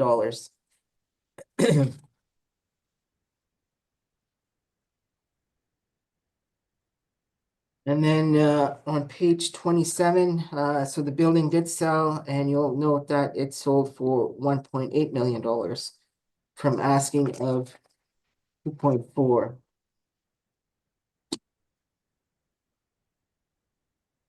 So going back to the history on page 2,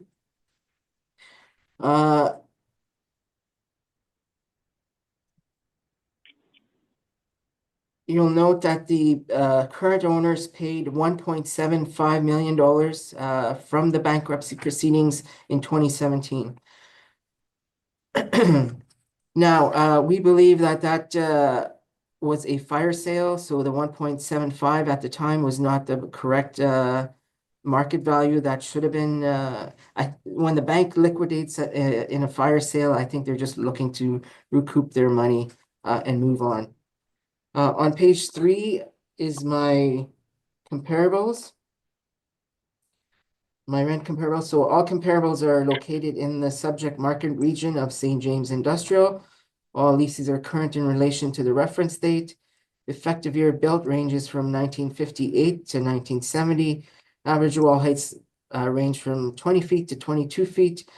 Note that the subject has a wall height of 29 feet. I just couldn't find any comparables that were that high in the area. Leasable areas range from approximately 37,800 square feet to 53,000 square feet.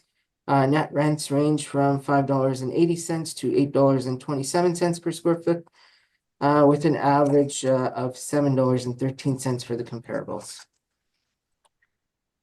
On page 4 is our workup. So we're utilizing an overall net rental rate of $5.75 per square foot, which is lower than the lowest comparable. You'll note we're utilizing a 4.5% market vacancy, 3% for non-recoverable expenses, and $4 for vacancy shortfall. This works out to an NOI of $222,273. We're utilizing a cap rate of 6.45%.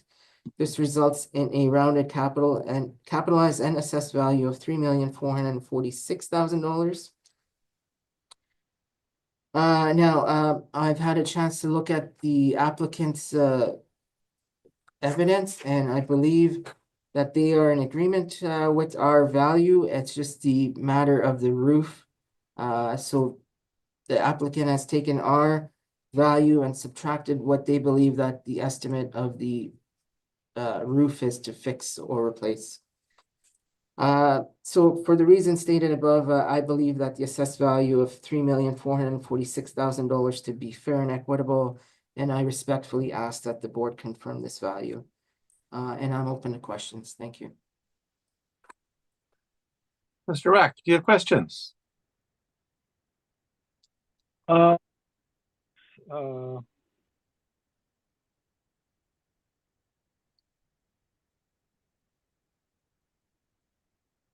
On page, you stated that on page 12,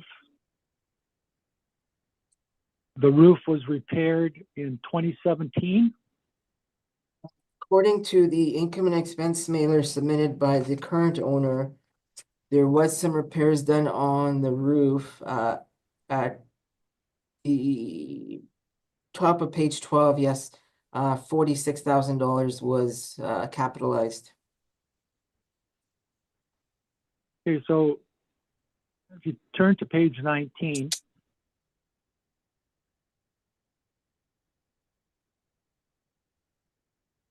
Okay. So on page 19, we both inspected the building in the summer of 2023. So you've provided a couple pictures where the roof leaks onto some plastic and goes into some buckets. So obviously, basically the repairs didn't cover the whole roof, so there are now parts of the roof that are leaking, correct? Yes. And when we inspected the building, we counted a total of 12 locations where we've got plastic coming down to the roof in buckets, correct? There was a few, I didn't count the exact number, but there, yes, it sounds about right.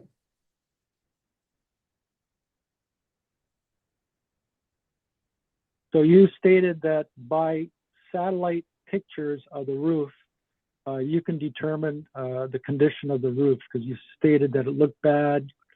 We're talking about, let's go to page 10. So you made the statement that basically the roof is in good condition now? I didn't say satellite. Those are pictures taken by an airplane for the city. I said the roof looks in average condition. Okay. Those are all my questions, Mr. Chairman. Mr. Stevenson, do you have questions?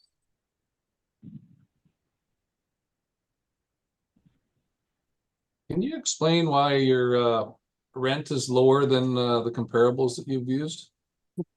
That's what our model rent was generated at, and I just couldn't find, first of all, the subject property is quite big. I couldn't find large enough comparables with the lower rent in place. Mostly, when we have these big buildings, they're owner occupied with that much space, so it's hard to find comparables that would match exactly.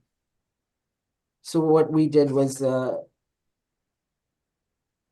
we've lowered our rent and increased our cap, or lowered our cap rate a little bit also.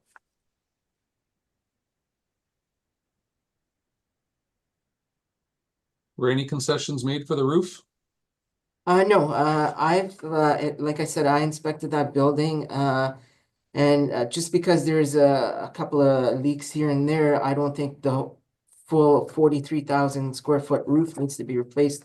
Just like in a home, if you had a leak, you wouldn't be replacing your whole roof. I think repairs are needed, but not a replacement. No further questions. Thank you.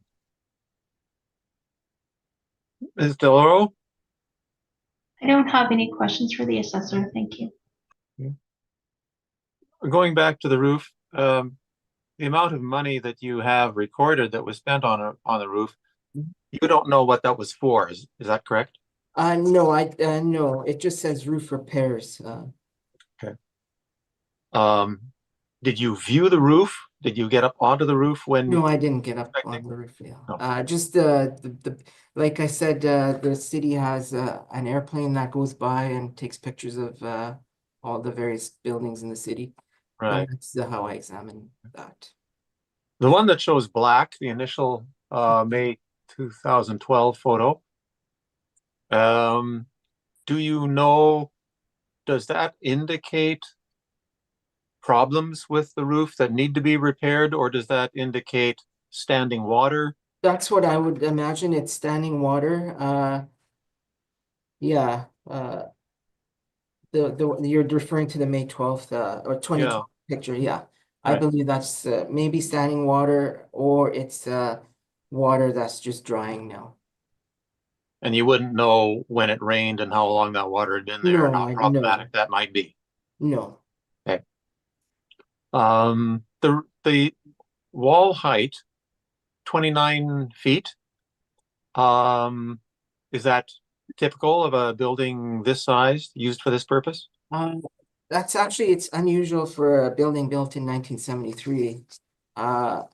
But now we are seeing buildings built with those tall wall heights, and it's actually a good thing for people wanting to rent industrial buildings, especially for distribution like this one is. Right. This was prior to the last owner, who was also a furniture distribution. Before that, it was a tire distribution. Yeah, I saw that on the building, yes, in one of those photos. You said that the land to plan was 1.24, is that correct? Yeah, 1.24 to 1. So I'll give it that it is a low land to plan ratio, but for the purpose of the building as a distribution center, I think it really doesn't matter, because there's space. If you look on my page 11, you'll note that there's space for employee parking there. And there's 3 loading docks there. and the trucks seem to manage fine there. So unless there's significant skewing of the orange lines relative to the photo, and I understand that can be the case, this means that the trucks are actually accessing the adjacent property in order to back in there. Is that correct?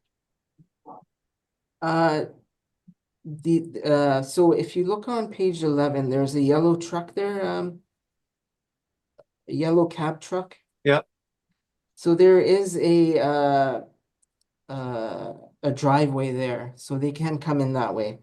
But right beside it is the furniture. There's another, I think it's a brick furniture. Uh-huh. Yeah. Do they have an agreement for being able to use their There is property to back trucks in? Yeah, Or? there is a caveat that they can use the building. Okay. Okay. So I actually had Mr. Rack and I had this at the municipal board last year, October 31st. We still don't have the decision, but we did dig up a lot of info on this building. So the caveats were in that brief. I didn't put them in this brief. I understand. Okay. That's all my questions. Mr. Rack, your evidence. Thank you. So on page 1, as we're talking about that dotted line, at the municipal board, there is an easement agreement with the All right, just a second. property. This is page 1 of your brief? Correct. Okay, hang on just a second. Got to get there. We don't have paper spread out in front of us anymore, so we have to actually go back and then find the right spot and then click a few buttons. All right, well, I'm sure I'm the slowest of all of us, so I am there and I'll assume the rest of us are as well. Carry on. Okay, so I just want to address that parking situation for a sec. As you'll see on my page 1, that dotted line represents roughly where the property owner is, just, I guess, south of that. And yes, the municipal board, the easement was brought up, and actually there's an agreement, but the property owner to the south has in that agreement that if he gives notice, a 6-month notice, that agreement can be broken. So that agreement is not in stone. So you're if saying the it's not property to the it's not a caveat on the title, it's just an agreement? That's correct. So basically what can happen is that the property to the south, because as you stated, you've got to have the truck come off St. James and go into a neighboring property to back up. Plus there's that little strip, that flat little strip there where people park their cars straight in. So when this was sold, the property owner bought it for $1.75 million. Basically, that property was purchased. I think they're asking 2.4 something for it. And with the roof repairs, the cost of replacing the roof, and other problems with heaters and there's some electrical inside, that property was purchased less those repairs. So what could happen is that the property to the south in 6 months could decide you can't use my property anymore. They could have put a fence up, or they might expand their building. So that could be taken off the table, 6 months written notice. So that would mean that a truck would have to back up from St. James Street into that spot, which would be extremely difficult. You'd have to have people with signs out on St. James Avenue waving them to stop traffic so someone could back up in there. Excuse me.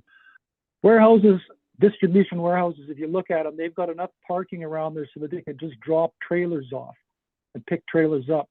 You look at big properties and the land to building ratio is, maybe 1 to 3, 1 to 2, so you can park trailers and semi-trailer trucks all over the property. That was the problem selling this property. And they initially went to 3 different companies over a period of about 5 years, tried to sell this property and they couldn't. It finally ended up with Avis and Young, and they had a proposal to basically, in that top picture, that piece sticking out in front of those loading doors, they were going to demolish that for parking. So that's why it basically, the company that was in there went bankrupt. And after about 5 years trying to sell it, property owner bought it, asking price less the repairs. That's the problem with this property, is it's no longer viable because of the small space there for any kind of modern company to come in there and use it. So if you look at the bottom, you'll see those two pictures of a white truck and a yellow truck. The yellow truck is sitting on the neighboring property. So if a fence went up there, that side would be very difficult to use. There'd be no place to park stuff. You couldn't park extra semi-trailers or anything up there. So that's a problem with that property. That's hanging over the property owner that could happen at any time. So if you go to page 2, you'll see there's pictures of the interior. There's no insulation, steel frame, steel columns, and you'll see there's an increase of 27%. So this property increased in assessment $732,000 in 2 years. That's excessive. And if you go to the bottom of page 3, we inspected the property, and at the time, as assessor agreed, there was 12 locations where there was plastic going into buckets, plus a 13th location at the loading docks, because I've been there when it's raining and it's actually leaks in front of the loading docks. They don't keep a bucket there because they got to use the loading docks. So if you go to page 4, you'll see there's pictures of the plastic. So first picture is 1. The second picture has 1. The picture below that on page 4 has 2 plastics coming down into buckets. You keep going down, there's another one. And you keep going down the middle page, there's another bucket there. And that picture in the middle, actually, if you look far down there, there's actually a plastic coming down from another location. So there's 2 on that. And then the final one is, you'll see there's 2 on that one too. So there's a total of 12 leaks. I have pictures of 9 of them, plus 1 on the loading dock. So at the municipal board, we were talking about repairs. So the owner had an option. He had some estimates coming in for the roof, and the estimates basically said you can repair it, and it may last 2 to 3 years, and it may not, because the roof, the actual underlying of the roof, the foam. I know flat roofs because before I went to university, I actually worked for Advanced Roofing, and I did flat roofing. So basically what happens is that you put down styrofoam, that white styrofoam, probably about 4 inches thick. Then on top of that, you put like a pressed cardboard board, like a sheet of 4x8 plywood, but it's like a pressed material. And then on top of that, you roll hard tar. And then on top of that, you basically put gravel. The gravel protects the tar from the sunlight from melting. So what has happened is that roof, as I'm surmising, that basically throughout the leaks, that cardboard is starting to break down and the asphalt started to break down. And even though the owner did repairs, he was told at the time that the repairs are not going to last very long, that the whole roof needs to be replaced. But having purchased the building for $1.75 million, he didn't have the money, so he's putting off those repairs. He had to replace, I think, 5 industrial heaters that were hanging from the ceiling that were tagged with a red tag on them, meaning they're inoperable. So he did that work. So we've got 13 leaks in the building, and that was done in 2017, the repairs. And when we went to inspect it in 2013 or 2023, there was 13 leaks altogether. So whether or not the repairs are holding out, I don't know. I've never been up in the roof, but this year he had a couple of companies coming down because the rest of the roof is failing.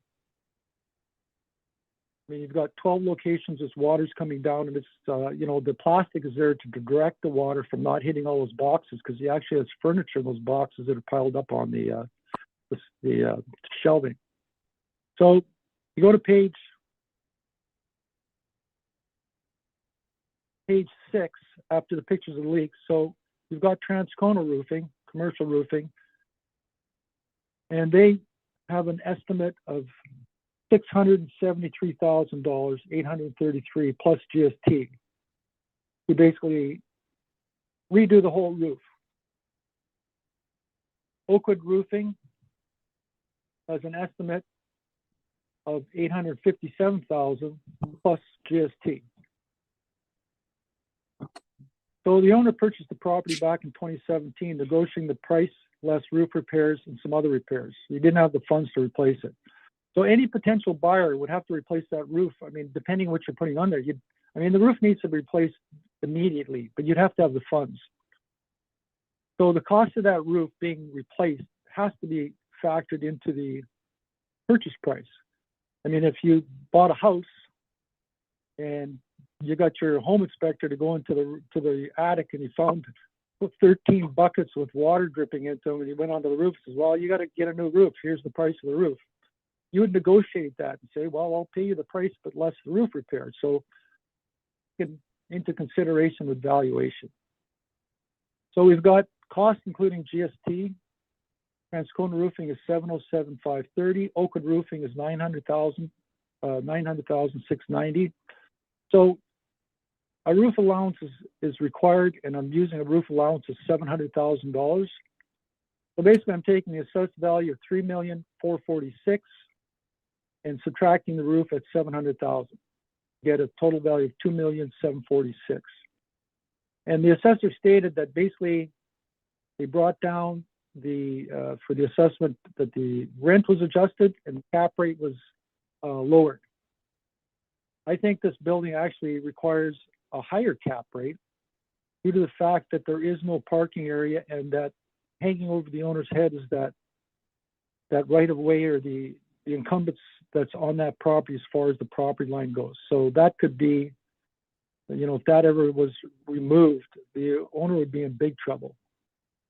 But I never gave any consideration to adjusting the cap rate for that, but I am asking that the roof, the lower value, $700,000 be deducted from the assessment to get assessed value of $2,746,000. And that's my presentation.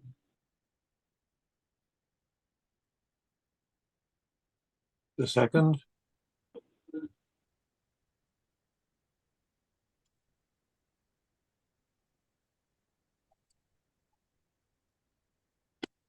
Mr. Dost Mohammed, questions? Yes, please, thank you. Mr. Rack, from what I understand, looking at your brief, whether or not we agree on how we got there, you were in agreement with our final assessment of $3,446,000 less what you say is roof. Is that correct? Yeah, the assessed value less the roof. Okay. Now, when we went to the municipal board, we went for the roll year 2018. Is that correct? Yes, we did. Okay, and at that time, you had claimed the roof needs immediate replacement. Is that correct? Mr. Chairman, I'd have to question that we're talking about presentations at the municipal board, which has nothing to do with the information that's on my brief. I too am wondering where this is going, but I'll give Mr. Dost Mohammed a little bit of rope here. What is the relevance to this? Well, my point is, since 2018, roll year 2018, roll year 2020, roll year 2023, and now roll year 2025, we've heard that the roof needs immediate replacement. So I'm just asking Mr. Rack to verify that that's what he's been asking for those roll years. Well, Sorry, I'm can you asking clarify that question a little bit? You're asking what? Well, Mr. Rack has claimed since 2018 roll year that the roof needed immediate replacement because there's leaks. Now, what I'm getting at is the owner who's a distribution who has this as a distribution center for his furniture business. If you look at the pictures, he's loaded up the whole warehouse full of inventory. Now, if the roof needed immediate replacement, I would think somebody would be wary about putting all their inventory into the warehouse. Maybe it's going to collapse or maybe it's going to get rained on. And so your question is? Well, I'm questioning why hasn't the roof been replaced since 2018 if it needs immediate replacement? Hey, Mr. Rack, could you Well, answer the that? roof, as you stated, the roof was repaired in 2017 for $46,000. So the owner immediately, after purchasing the property in August, in September, he spent $46,000 in the roof to repair it. So he did act on it. But since that time, the roof is broken down further. Now the whole thing needs to be replaced. And yes, he is concerned about having water on all his inventory. That's why he's got the plastic bags for the ceiling going into the bucket. But you have to remember, as a property owner who's just purchased a property in 2017, he did make immediate repairs. So he did worry about his inventory. But as you can see, you're getting an estimate of $707,000 to $900,000 for a roof.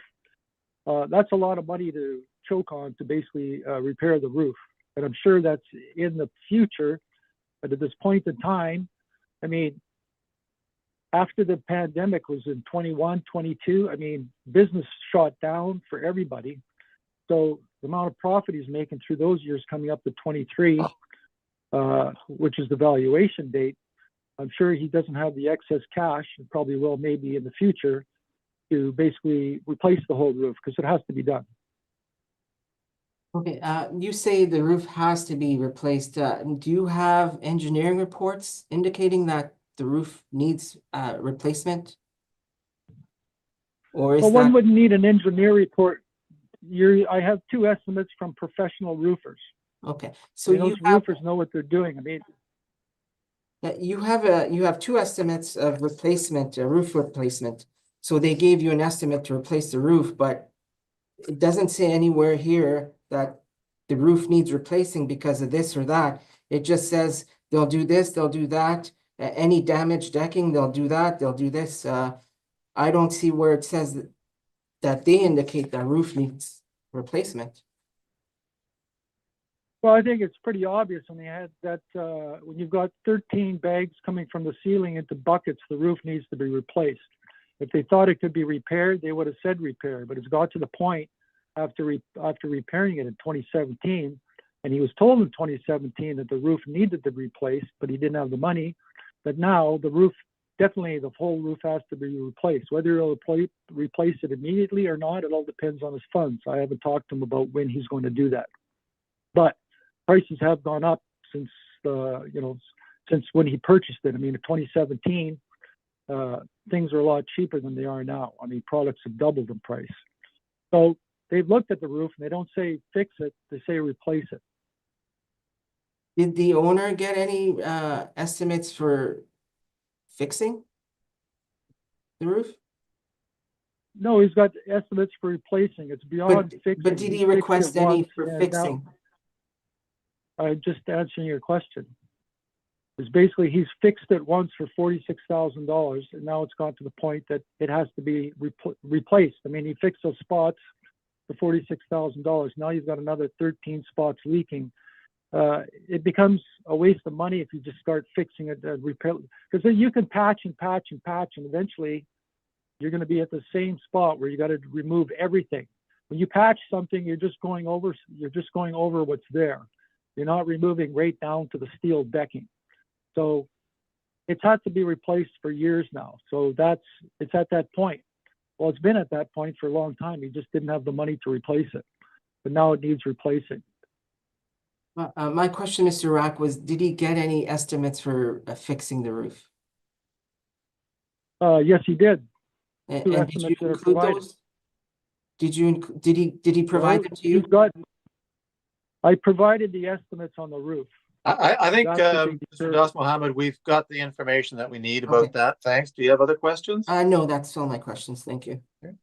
Ms. Del Oro, do you have questions? Just some clarification on the valuation here. So, sorry, you said that it was purchased for 1.75 million in 2017.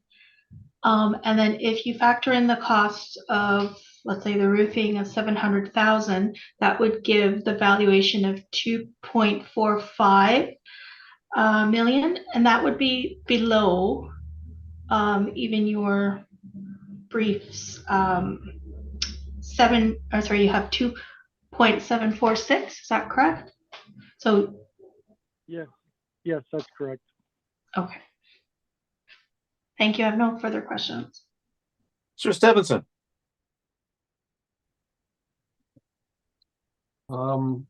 Does an improvement such as a roof, does that add 100% return on investment when you upgrade a building?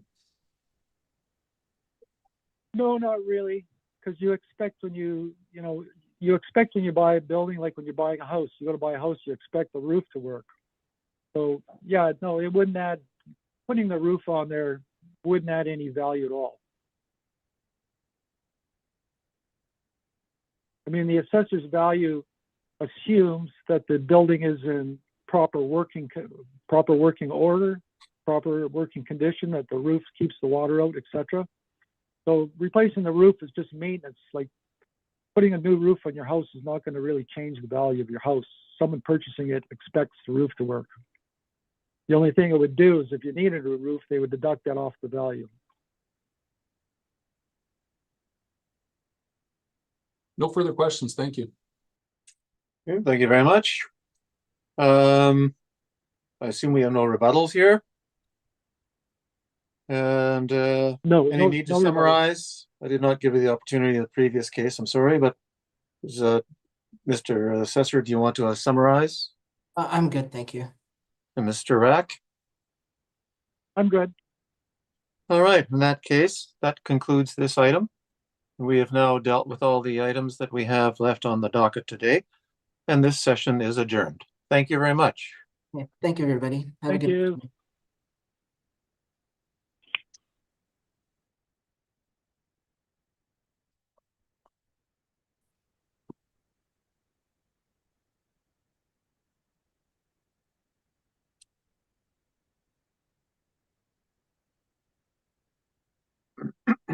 Are the applicant and the assessor gone now from the feed? Yes, they are. And you need some time to turn off the live cast so that we can do our deliberation? Yes, I'll just go end the stream. Just All a right. moment.